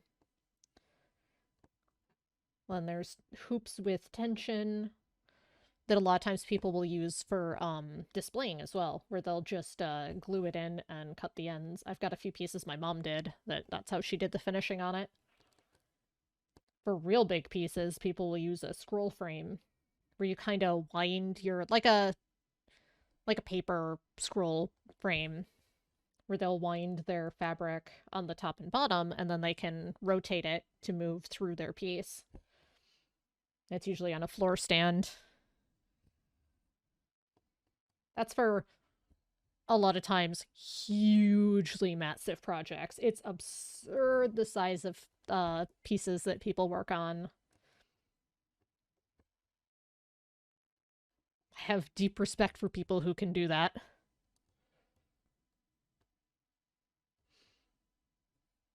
Yeah, it's very cool. That's probably the only way that I've been able to do a project this big for me for to work on for this long without getting bored with it is by streaming it. So then I'm making consistent progress, a few hours a week. Not enough to get super sick of it, but it's a scheduled time to sit and work on it.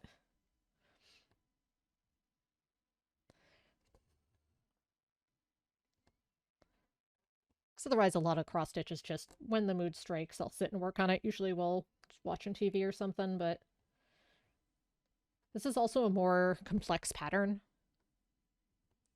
so it works out better. Like streaming while I'm doing it isn't that distracting. I mean, it's caused me to make some mistakes here and there, but I'll go back and fix them and find them. But something like this, I would have a difficult time watching something and stitching because I'd have to keep consulting the pattern so often. So this works out great. Because I have a dual monitor set up, so I have chat on my OBS window, and then I've got the pattern up on my other window, or on my other monitor. And everything else just kind of minimized or out of the way. Plastic motives. Right now it's 2 monitors because that's as much desk space as I have. Someday we'll have a house and I'll get my own office and a new desk. And I will have a 3rd monitor. It will be glorious. I have other tech things I'd like to focus on before that, though. But that's a case of I might be able to get a 3rd monitor just from someone else upgrading. So I got my initial 2nd monitor. Husband got a new computer and wanted a bigger monitor, so I swiped his old one. Because it fit on my desk. And then that one started dying, so I bought a new one that was about the same size.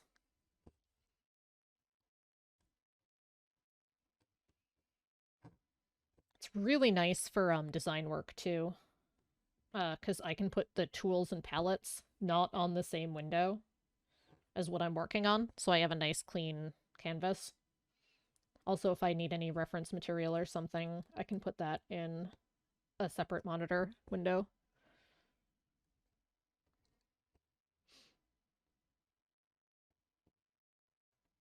And there's always the classic playing a video game and having a stream up or a YouTube video on the other monitor. That's definitely a thing I take advantage of.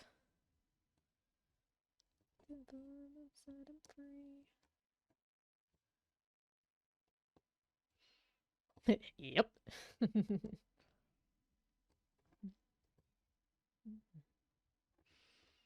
We only have one monitor.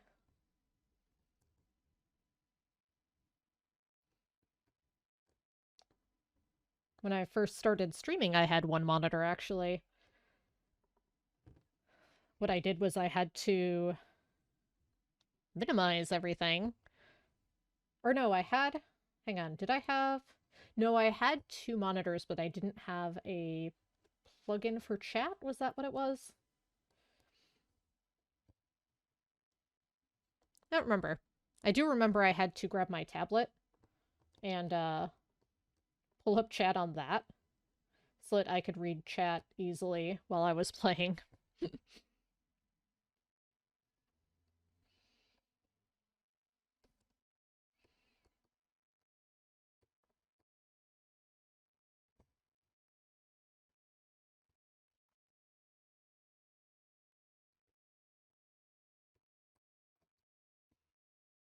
Now I have the Stream Elements plugin for OBS to just have my activity monitor and chat window straight in OBS, which is very convenient. Back in the good old days.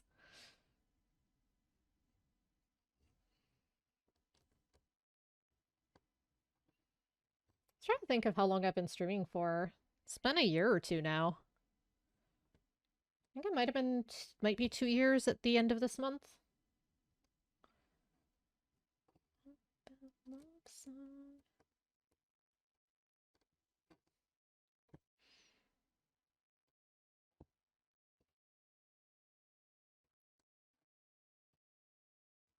No, I can only befriend the half of what I hear, 'cause you know we're all doomed. I don't care at all. Pandemic days.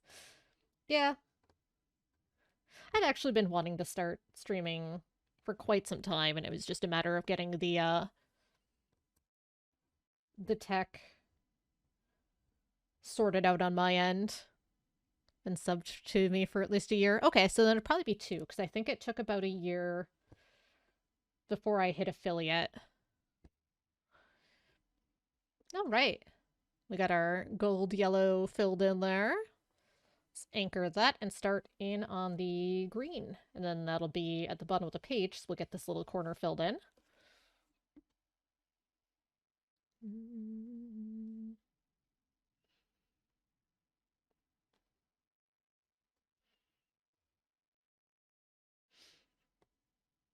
It has been fun, and I still enjoy streaming.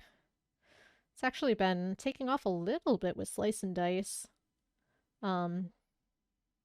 Both on the Twitch end a bit, but very much on the YouTube end, which has been sort of nice. Hopefully some of those people stick around even with the game change. Current streaming scheduled plan is Monday cross-stitch and music as usual. I think I'm going to move Slice and Dice back to once a week, kind of like we did with Portia. Because I'm still enjoying it, but I need I'm a variety streamer, partly because I get bored and need to switch things up. So I think we're gonna move Slice and Dice to once a week, and then fill in the other stream with, I don't know if it'll be, I might just do a couple of short things to try out, and then roll it into a longer game. We'll see. I've got some ideas of stuff that I want to do. I think one of the first ones I'm going to do that isn't Slice and Dice is I picked up a indie city builder, because, you know, those are not at all our style of game. The very chilled indie city builder. It's called The Block. Minimalist. Kind of an even more simplified Islanders, it looks a bit like. I didn't read a ton about it. It was like $3, and I went, yeah, alright. It was under 10 for sure. It had been on my radar and came out, so we'll definitely check that one out. Looks very much along the lines of, like Islanders or Dorfromantik, which are ones we've definitely enjoyed, so. We'll play that for at least a stream, maybe a few streams. Dave the Diver's been on my radar. I'll probably pick that up and play it sometime. I picked up a game called Core Keeper on recommendation from a friend.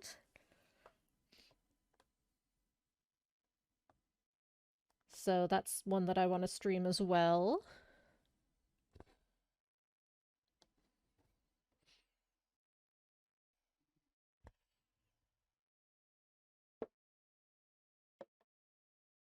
But like I said, I don't want to just straight up stop slice and dice.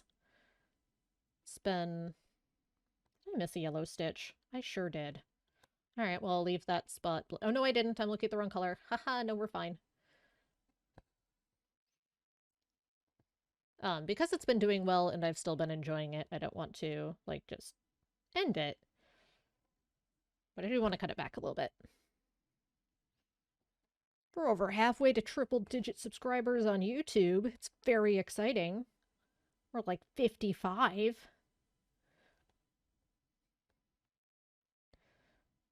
When I hit 1,000, I get to monetize.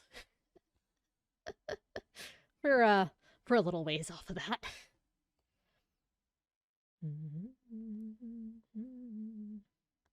I mean, I mainly maintain the YouTube just as a place for all my VODs to live. Considering I don't do any, like, actual editing or anything on them. Well, it's fun if you like my content, because there's hundreds of hours of stuff on there. It's youtube.com/Hulyen, or if you do !VOD in chat, it'll bring up the link.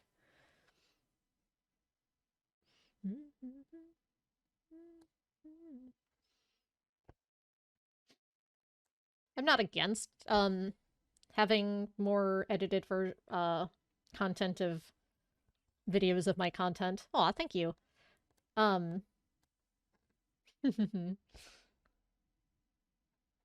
Because basically all I do is I'll trim the going live portion and sometimes the very end, and I'll try to edit out breaks and make sure volume level is decent, and that's it. I don't have time or inclination to do any heavier editing.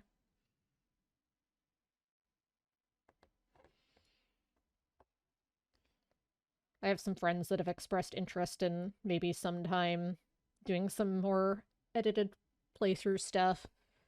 If they do, I'll upload it. But also, I primarily like to consume video game content by seeing a full playthrough, so...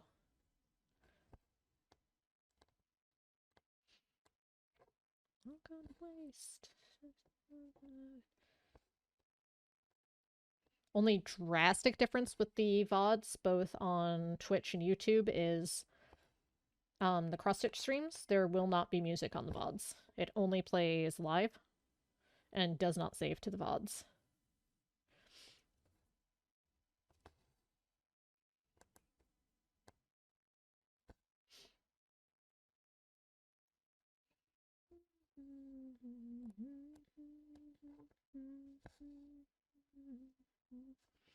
Yeah, the music.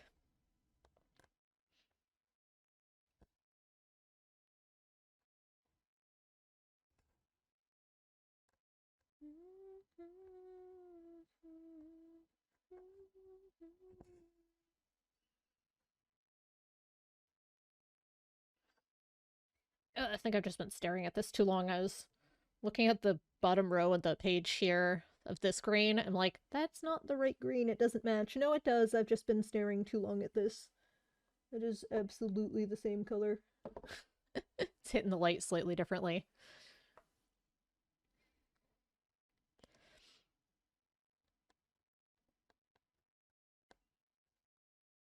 It was the end of Self, subliminal plastic motives, so now we're on to Beans. All together now. Just relax and sit down. This is something that I found. The public domain and copyright-free music can get real complex. And it can get flagged anyway when artists use it in part of a song, and then it tracks as part of, flags as part of that song, and some stuff is royalty-free for Twitch, but not for YouTube, or an artist can change their mind on it. For now, this is just a simpler solution for me.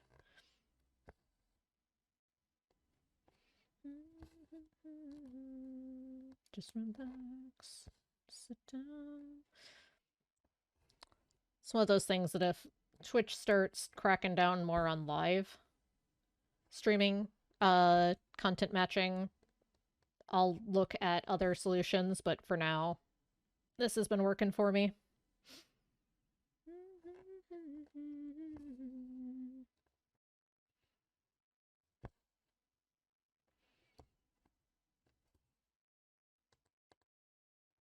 What gets me is the video games that use music that gets flagged and muted, even when it's fair use because it's with the video game, and don't have a stream mode.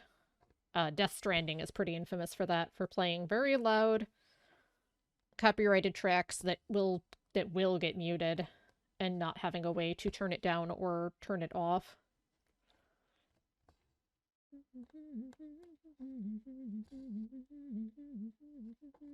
I haven't really run into that too much with the stuff that I've played. I've had a few tracks get flagged on YouTube. But I dispute and it goes through okay because I'm only playing it's the audio in the game. This is the only stream I do that I play anything different.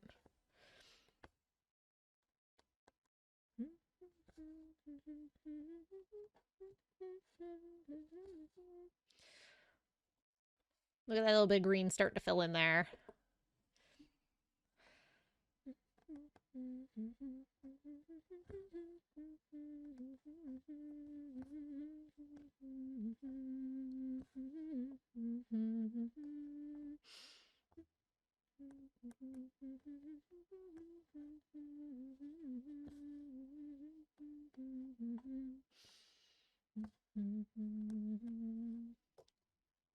Alright, might have been a little optimistic saying we might finish this page today, but we're gonna get very close to finishing this page today. If we don't. That's exciting.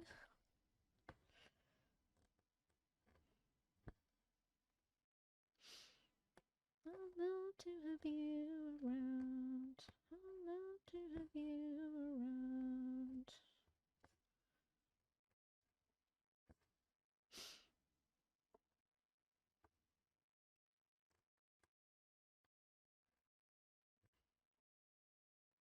Every now and then, I just let my needle dangle a little bit to untwist thread, because it'll twist a little bit naturally as I stitch. And that can make my stitches look weird.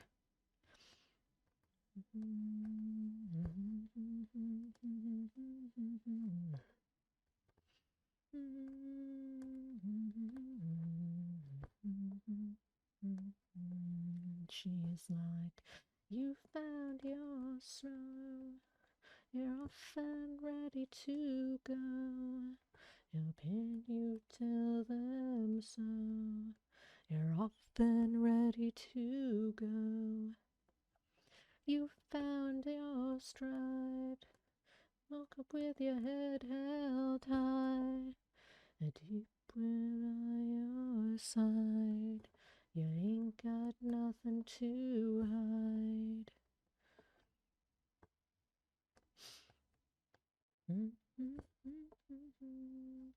Cause you can see now. You can see now. This is a very fun music video, by the way, for Stride by Beans. I think it's on the Flightless YouTube channel.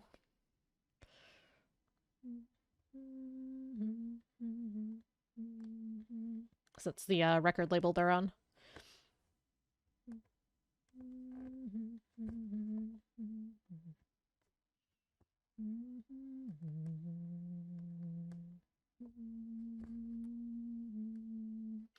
Another band out of the Melbourne rock scene.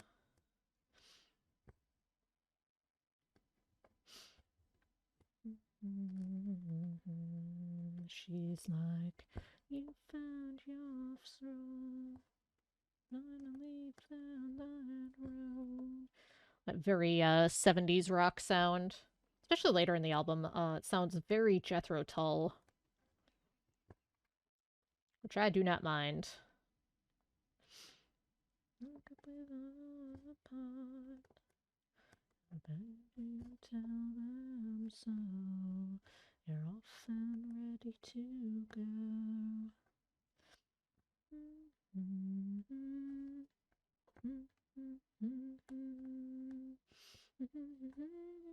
Yeah, I like this band a lot. They have 2 albums so far. Their first album is Babel, and this is their second album all together now.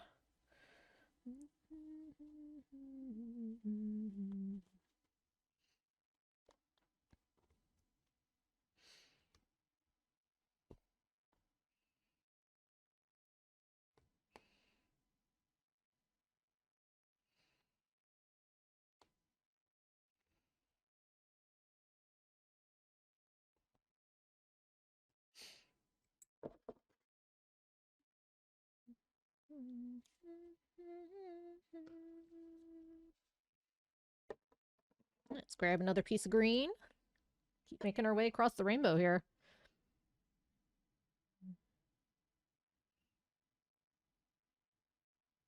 Nothing else. We've made a lot of good progress today. When we started, it was just about this much into the gold done. So we've done the rest of the gold, all of the bright yellow, and working on green.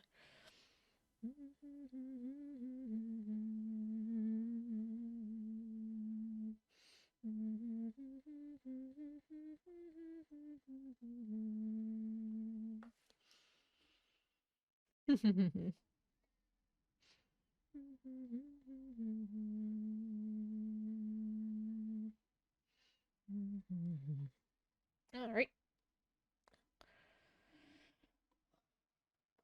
Our next one starts 2 into the square, which is why my grid marks help immensely.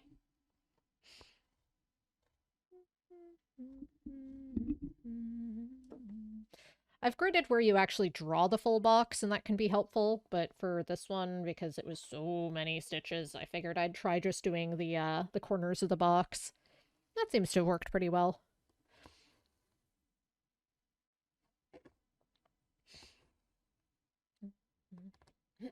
Also, sometimes people will use fishing line or metallic or plastic thread so that you can't pierce it with the needle, so you just stitch as normal. You put in those as your grid lines, and then when you're done, you can just pull it. There's also pre-gridded fabric that basically it's just like with the water-soluble pen, when you wash it at the end, all your grid lines will wash out.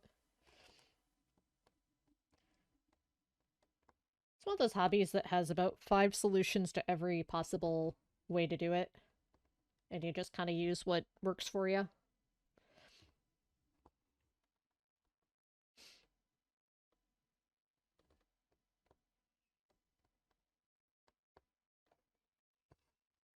Nope, I felt that tangle. Yep, got a knot. If you catch them early, it's not too hard to pull them out. If you don't catch it early, then you can't do much about it because that would mess up the tension on your stitches.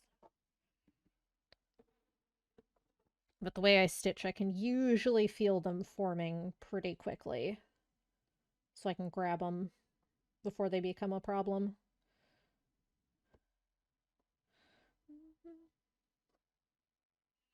Pizza, Mr. Pizza. There we go. Got that knot pulled out. Put down all the gasolina. That's a reason to not use super long pieces of thread, because the longer your piece of thread, the more likely you are to knot, because there's more loose thread just around.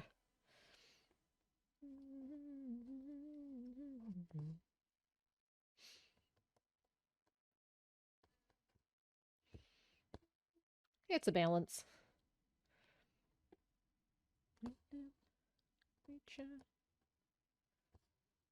Jesus wants that picture. Put down all the gasolina. He's a Mr. Speedster. Oh, the other tool I haven't talked about today is this. This is what's called Needle Minder. It is just a magnet and a magnet. So you put one end on the front, one on the back, and it holds it in place without piercing the cloth. And it's magnetic, so you can use it to hold your needle. Because then you don't lose your needle and worry about stepping on it or a cat eating it.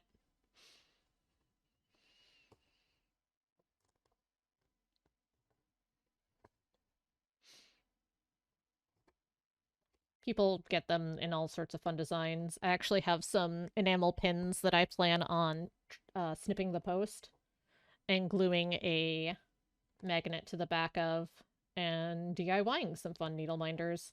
I just haven't gotten around to it yet. Story of my life.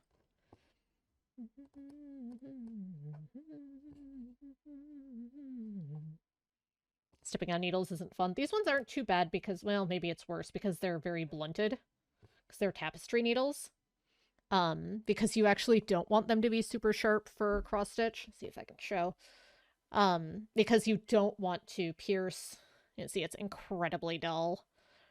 Because you don't want it to pierce your stitches you already have. Because then they won't lay as nicely. So it's actually blunted to go around them more easily. So you have it lay nice and tidy.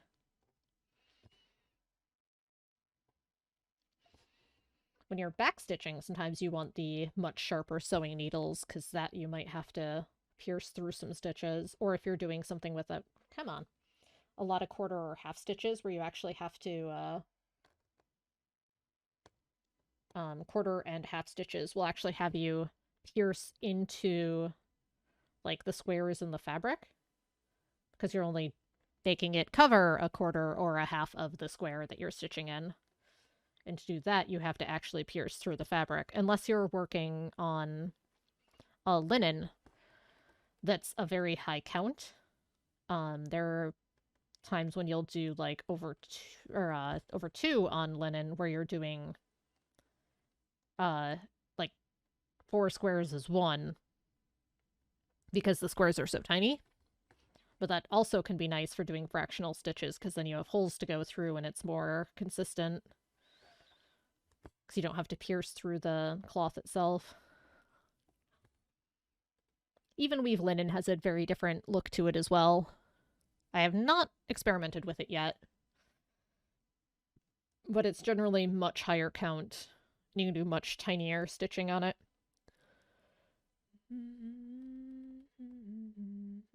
There's no controlling.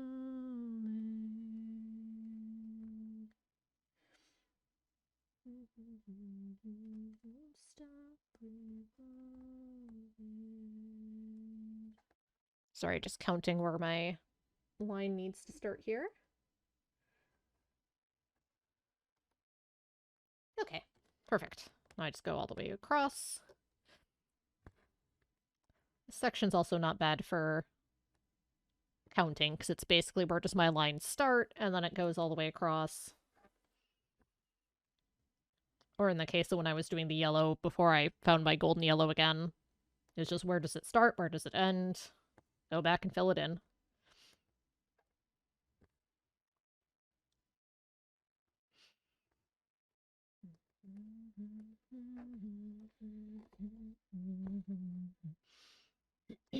There's lots of personal preference in how you stitch, because a lot of people will take like one color, do everything that needs that color across the whole thing, and then do the next color.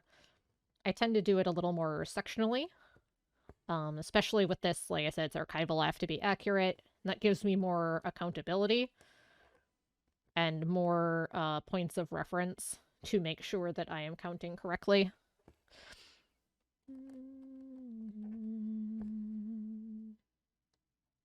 Also, there's some people who will use apps that will help keep track of what's been done and where they're at, and help them find like where the next spot for a color is, that sort of thing.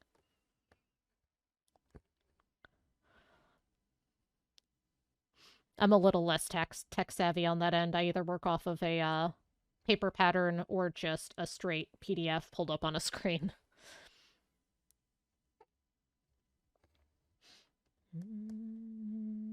For a streamer, I'm not the most tech savvy for a lot of things.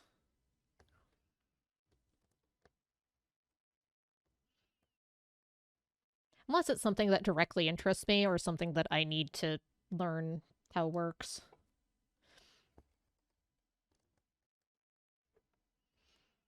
Like, I can build a computer and troubleshoot it and get it up and running. That's no problem. I will sit down and assemble a computer in any day. Networking, yeah, I'm not so good at that one. I know enough to get by when I need to. All the OBS stuff I've learned as I go.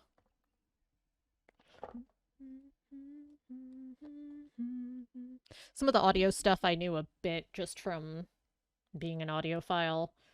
Camera stuff, a little bit I learned in college, and most of that I've just been figuring out as I go as well. I do photography, but I hadn't done much video work.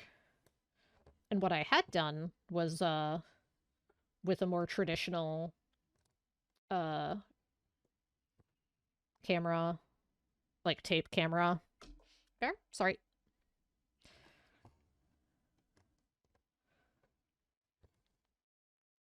I'd done a little bit of work in Final Cut Pro. That's about it. Most of my college stuff was more graphic design than media authoring. And that I do use, which is fun. My friend did my logo and emotes, but I do everything else. Kind of toss it together, and it works. Upgrade it piecemeal as it bothers me or I feel like it. But as long as it's functional and looks okay. Alright, where are we on here? Helps if I look at the right color. There we go. Alright, so 3 in.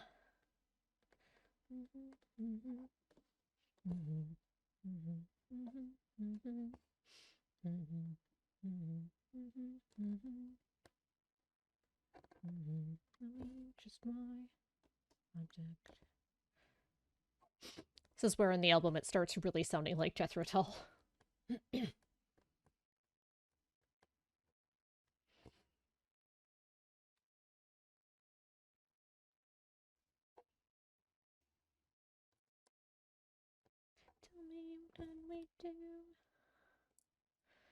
Tell me, what can we do? I just can't seem to get it right. I just wish it would be night.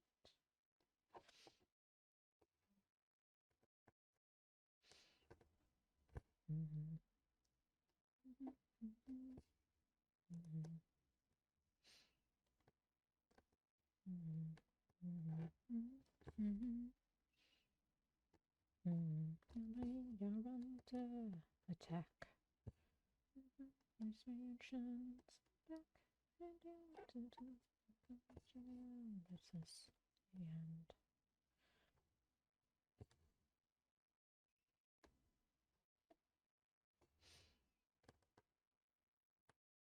I think if I had a bit of money and budget for it, I think the next tech thing I'd love to do for this channel, and especially it is relevant with the stitching, is get a better camera for it that I could dedicate to as a stitch camera. Because I know this is not great for picking up the stitches very cleanly. I do the best with what I've got, but it is not an optimal camera for it. And then I can just put the webcam back on top of my monitor and use it as a face cam or just when I need it for other things. Because right now, if I need to use it for something that isn't specifically this angle at cross-stitching, I need to reset it to autofocus again and zoom and physically take it off of the, I'm just gonna go ahead and end this piece, off of the, boom arm that's clamped onto my desk that it's on.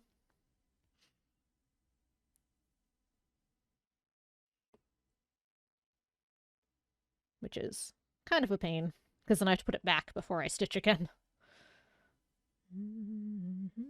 I'd love to have a more permanent solution for it with better fidelity.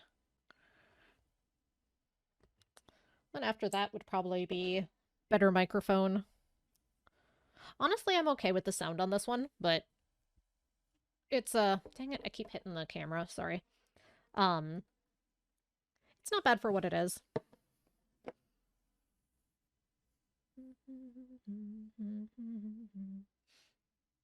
But it is definitely an entry-level piece of equipment.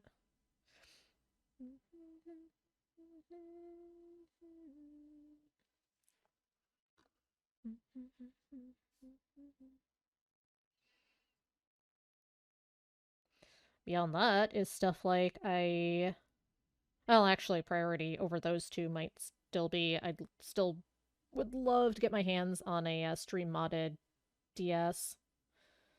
I've got games I want to play for y'all, but I can't. Because I don't have the hardware for it.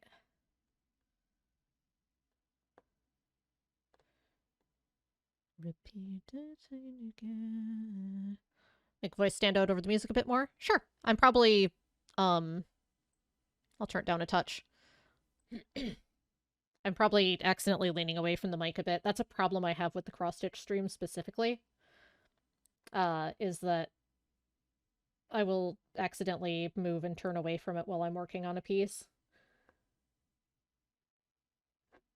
I try to be cognizant of that, but thank you. Especially as album changes too, they'll have different volumes and different mixes.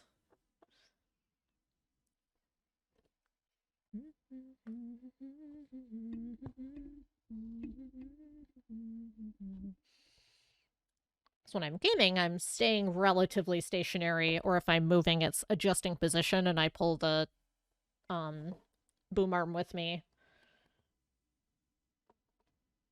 But while crafting, I'm leaning in.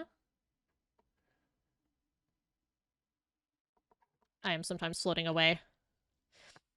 As it changes between songs, and I can't tell if it's different or ears are being weird. It might be between albums. That wouldn't surprise me.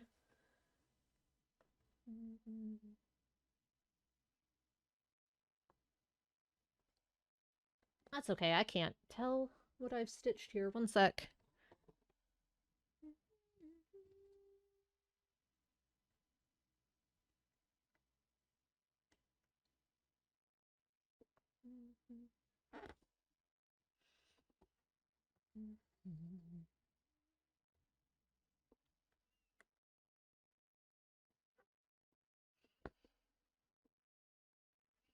There we go.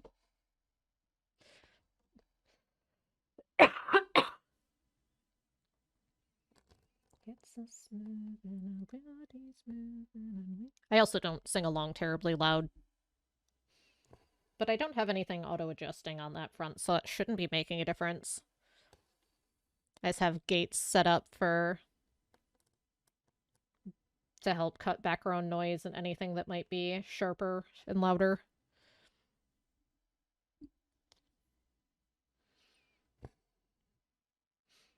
I've got a windsock foam over the whole mic itself, which helps with that too.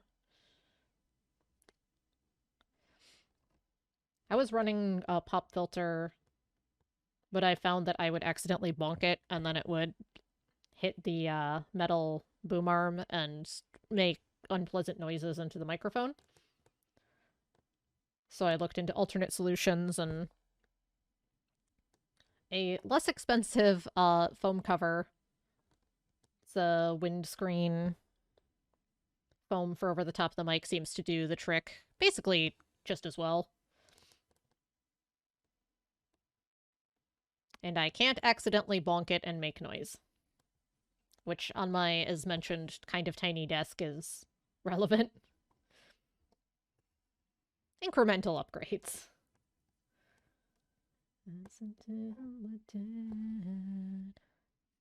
Is it a dynamic mic? I think so? I don't remember.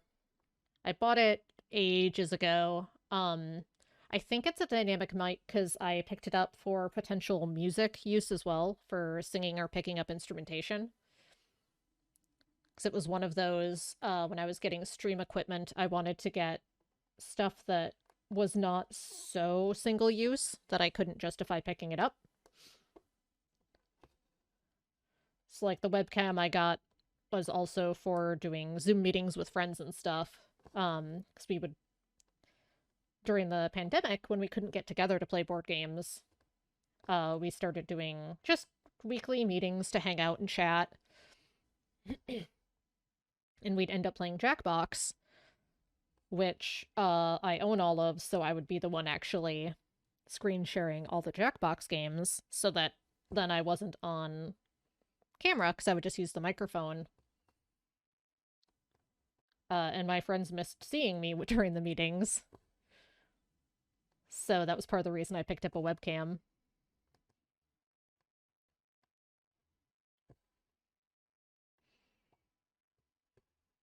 But then it also worked for streaming, and then well enough for cross-stretch streams, so. Yeah, my mic is a Samsung Meteorite. It was well rated for the price, and seemed like it would do what I wanted. And it was, again, something I could incrementally upgrade, because I used to have it. It has some legs, and I had it just sitting on the desk, until I eventually found a clamp boom holder for it that it could screw into. So it cut down on some desk noise. Oh, be right back? I'll be here. Some of it isn't expensive equipment stuff, but it's just figuring out what I need as I go, and then researching into what I need as I go. Because it's daunting when you start. So I just pick stuff up as... Sounds very crispy. In a good way, I hope. You're watching your back. I have pretty minimal filtering and gating on it. I keep forgetting to listen to the VODs from evening streams when my husband is taking care of dishes or cooking, and there's lots of clattering happening in the background, and I keep forgetting to see if any of that's coming through. Because he doesn't always remember to close the office door.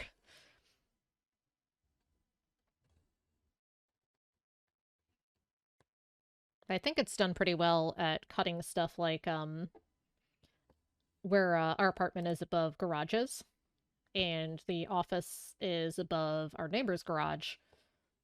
So when they open and close the garage door, it's audible, but I don't think that comes across with the filter and gate setup I have.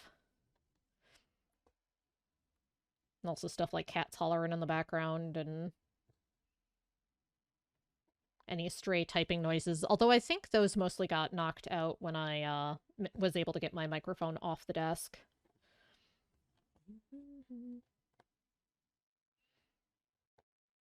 But yeah, real minimal filtering and gating. It's mostly just mic out of the box. It's a great little microphone.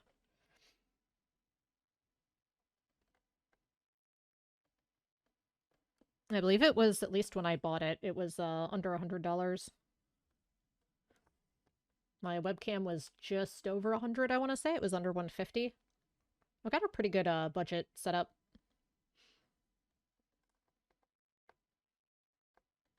My computer's a beast, but with doing video gaming graphic design, I'm used to being pretty beefy on my builds anyway. So I just went a little heavier-handed on that than I normally would. On the processor, especially for rendering.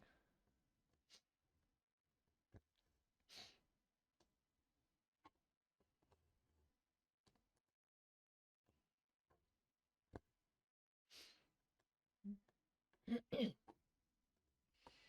one of those things where if people want, I can put a panel with my tech stats, but I don't know how much of an interest there actually is for that. That means I have to actually go find them. It's an investment. Well, the computer wasn't too bad. I paid a bit more than I normally would for when I upgrade my gaming rig. That, like I said, the webcam and microphone I had other purposes for as well, and took my time and found something that was still entry level that wasn't going to break the bank, but would give me quality I was happy with. Basically, I wanted stuff that would get me going, have another use in case streaming just ended up not working out at all, but would tide me over until basically if I get to the point where I get big enough to look into more professional level equipment. And then also they'll give me decent quality backups just in case. If I have professional level equipment and it fails and I can't get it fixed or replaced immediately, I have fallbacks that are acceptable quality. Also, both the webcam and microphone are very portable, which can come in handy.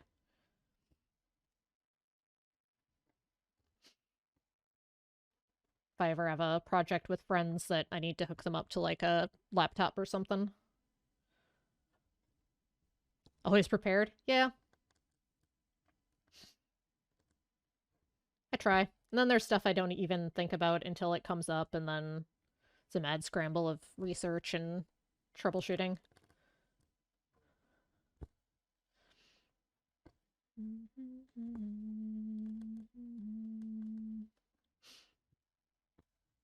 But like I said, I've been doing art and design for a very, very long time, and I actually have a degree in graphic design. Oh, that was the end of Beans. Now we're on to Yonat. Very synthy. Big fan. But anyway, so stuff like my going live ads and my stream art, and I like kind of a minimal setup anyway. Very minimalistic and clean.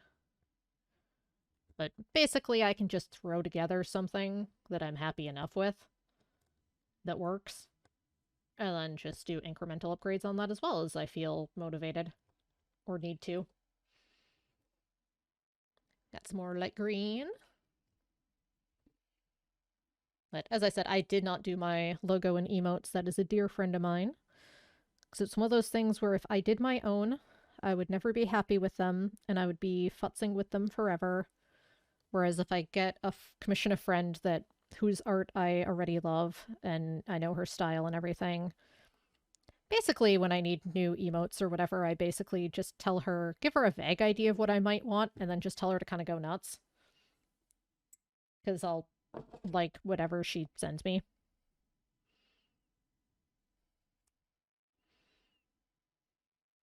Last batch I gave her a couple ideas and like, here, go for it.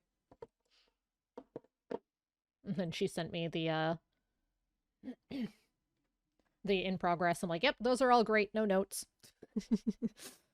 Just send me the different sizes when you got them done. Or she sends me the big one and then I'll resize them for the different purposes. They're great. I love her work.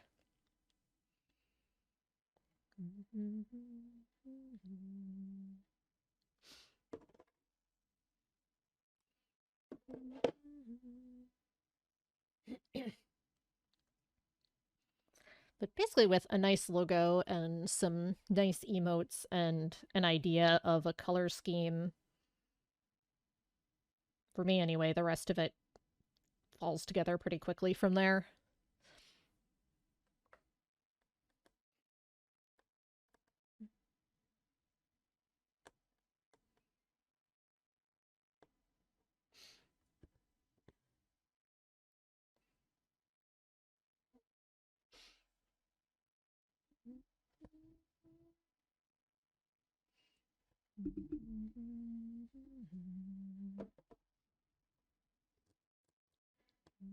I know social media just well enough to get a little bit of like going live and all that out there.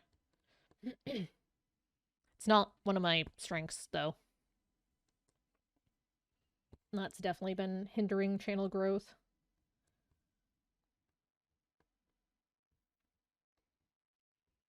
But I just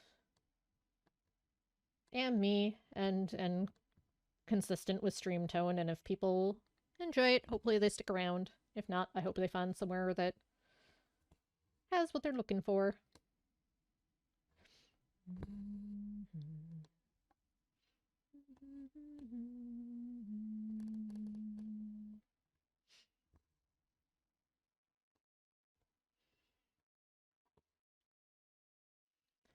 Let's see, so we're doing up to 3 before the end there.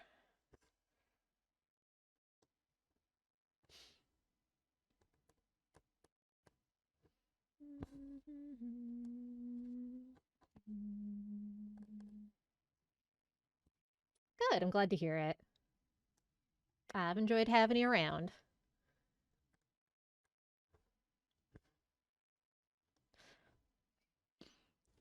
We've got a pretty small community, but it's been a very, very nice one. Like, I super appreciate the people that I have hang out. Also very chill.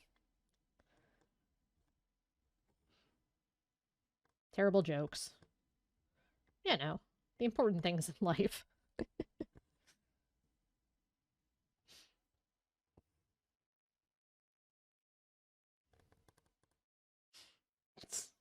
That's fair.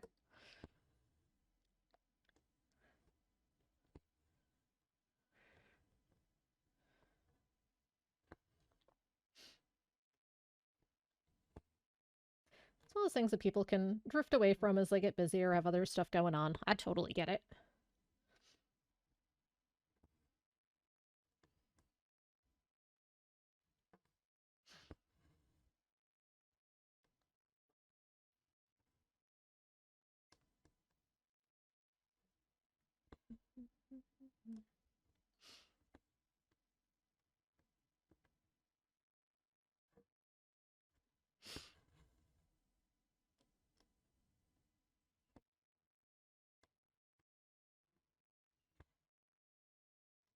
I think we're gonna have just enough time to finish off this green and then probably call it for the morning because there's gonna be a bunch of color changes in this little bit here. I think that'll be good to start off next time with. But I've got a couple more rows here. Let's get those knocked out.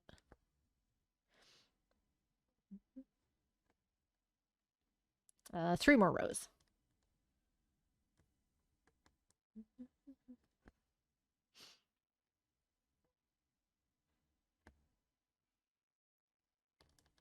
It's going to be 3 from the end again. I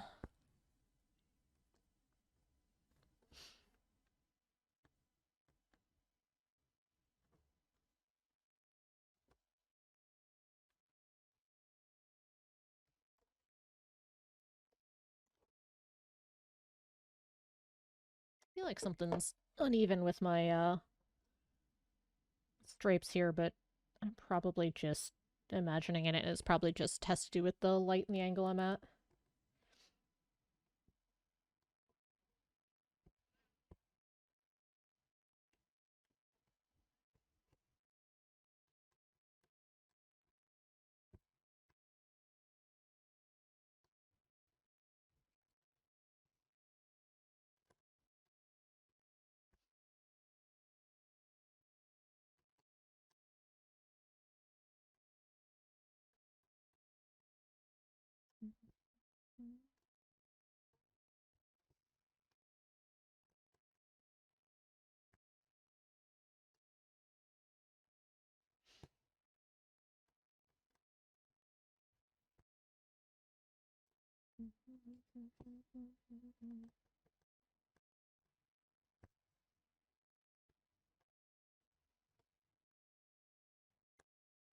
Alright, that's as far over as we need to go on this row. So make our way back, crossing our stitches.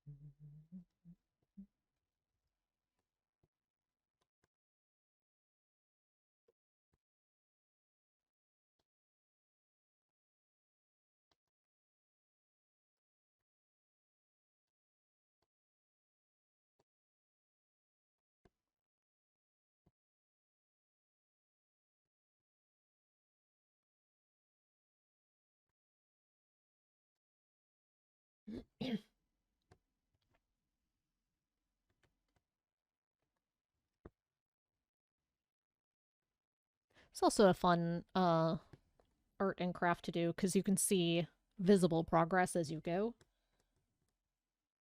which is very encouraging.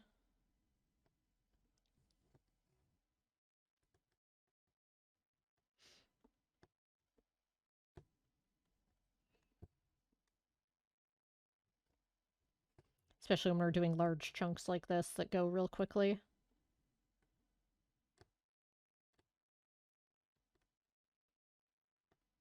Welcome back.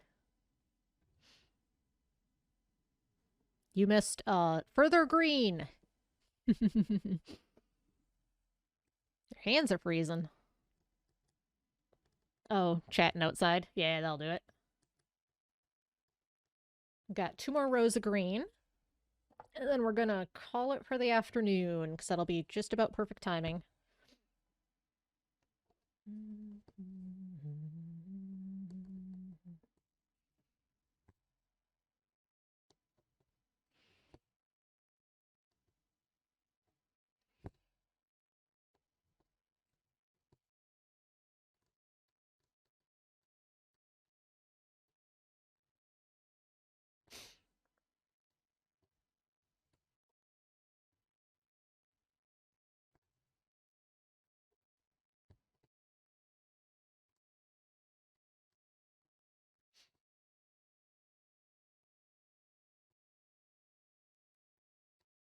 All right, let's see how far we go here.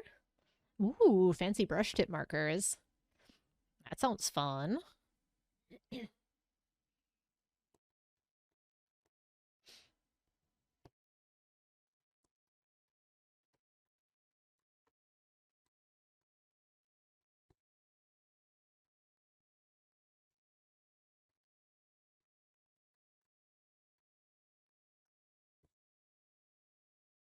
Song sounds familiar. We've definitely played this album once or twice. This is You Not.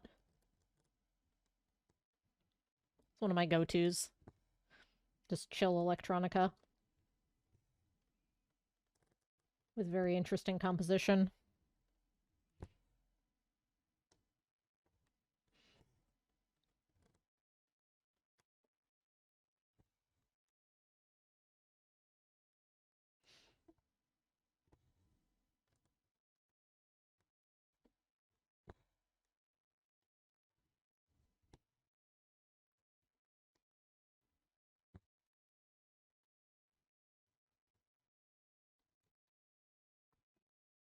Younnat.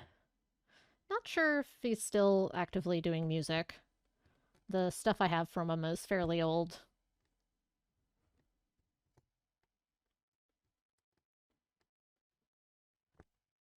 But I enjoy it.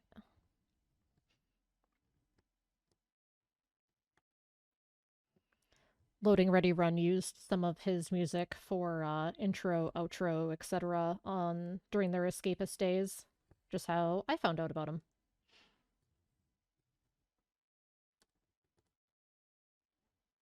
Like this is one of the tracks they used.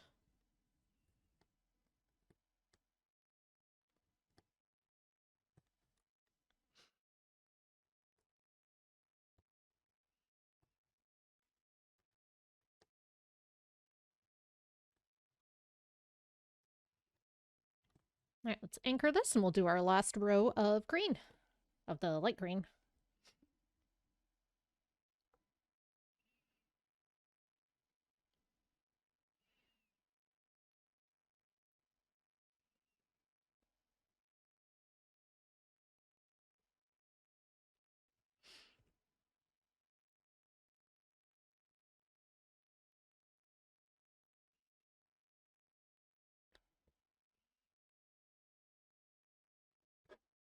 Oh, come on.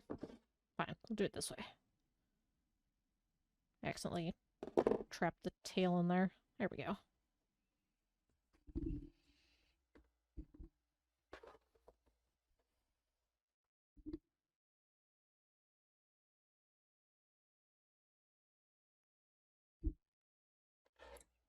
Putting the needle on the needle minder so I can find it and I don't stab myself with it while I'm changing threads.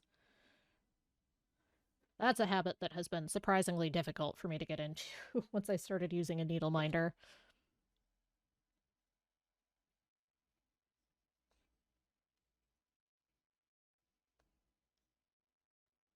I've gotten pretty good at it now.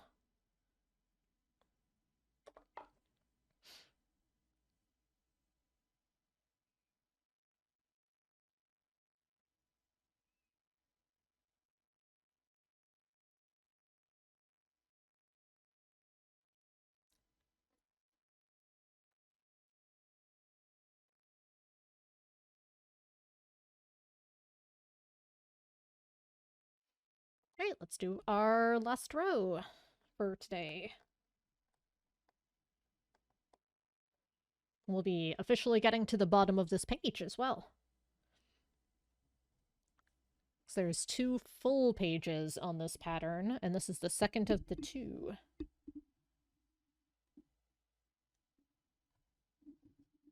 After we finish this page, we have 3 partial pages for this section,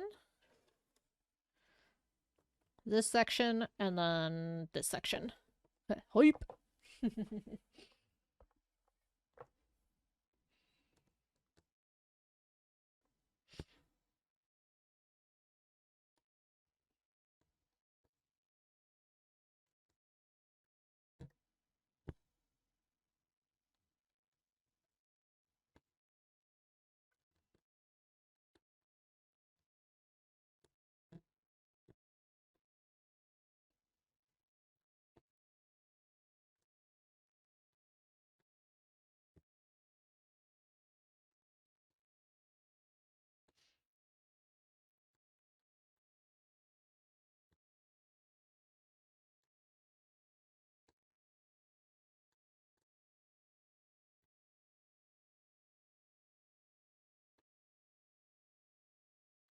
Watching Buddy stream, someone gave you sub there, trying to make good use of the emoji. Also has cat emoji. Ooh. More cats.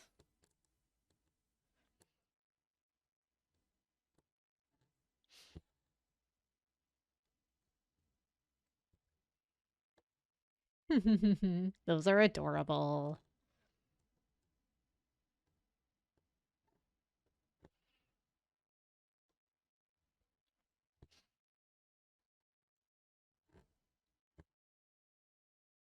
Some reason last night I was dreaming that I was shopping and I was trying to find a cat Kigu for streaming and was not finding what I liked. I mean, that's a thing I've thought about doing, but apparently my brain really wants me to go ahead with that.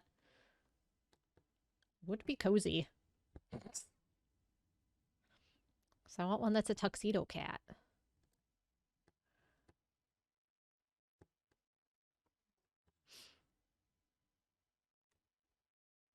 Which means I'd probably have to commission it. They're not cheap to begin with. So that's a ways off.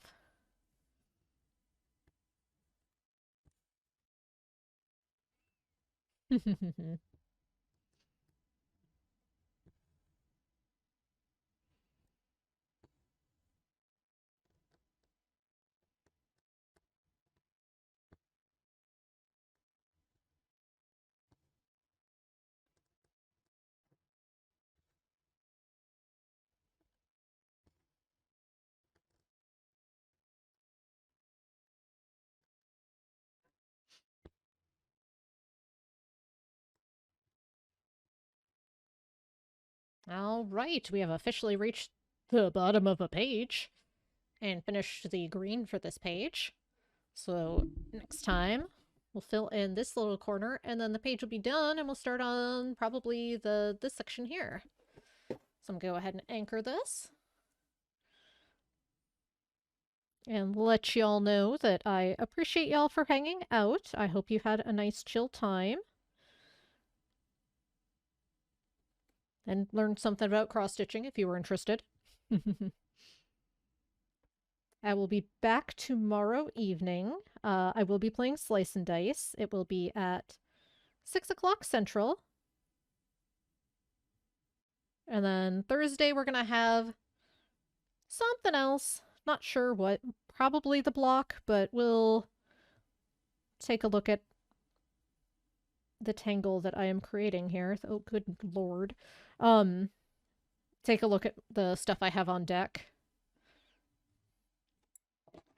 Next Monday, we will continue work on this. Cha! Worked on a whole bunch of rainbow today. But thank you again for hanging out. I appreciate it. Let's see if there's someone else good, chill, live to toss to. I'm gonna toss you over to Surge. Surge is real good for just hanging out and chilling. It's playing Minecraft. So stick around for the raid.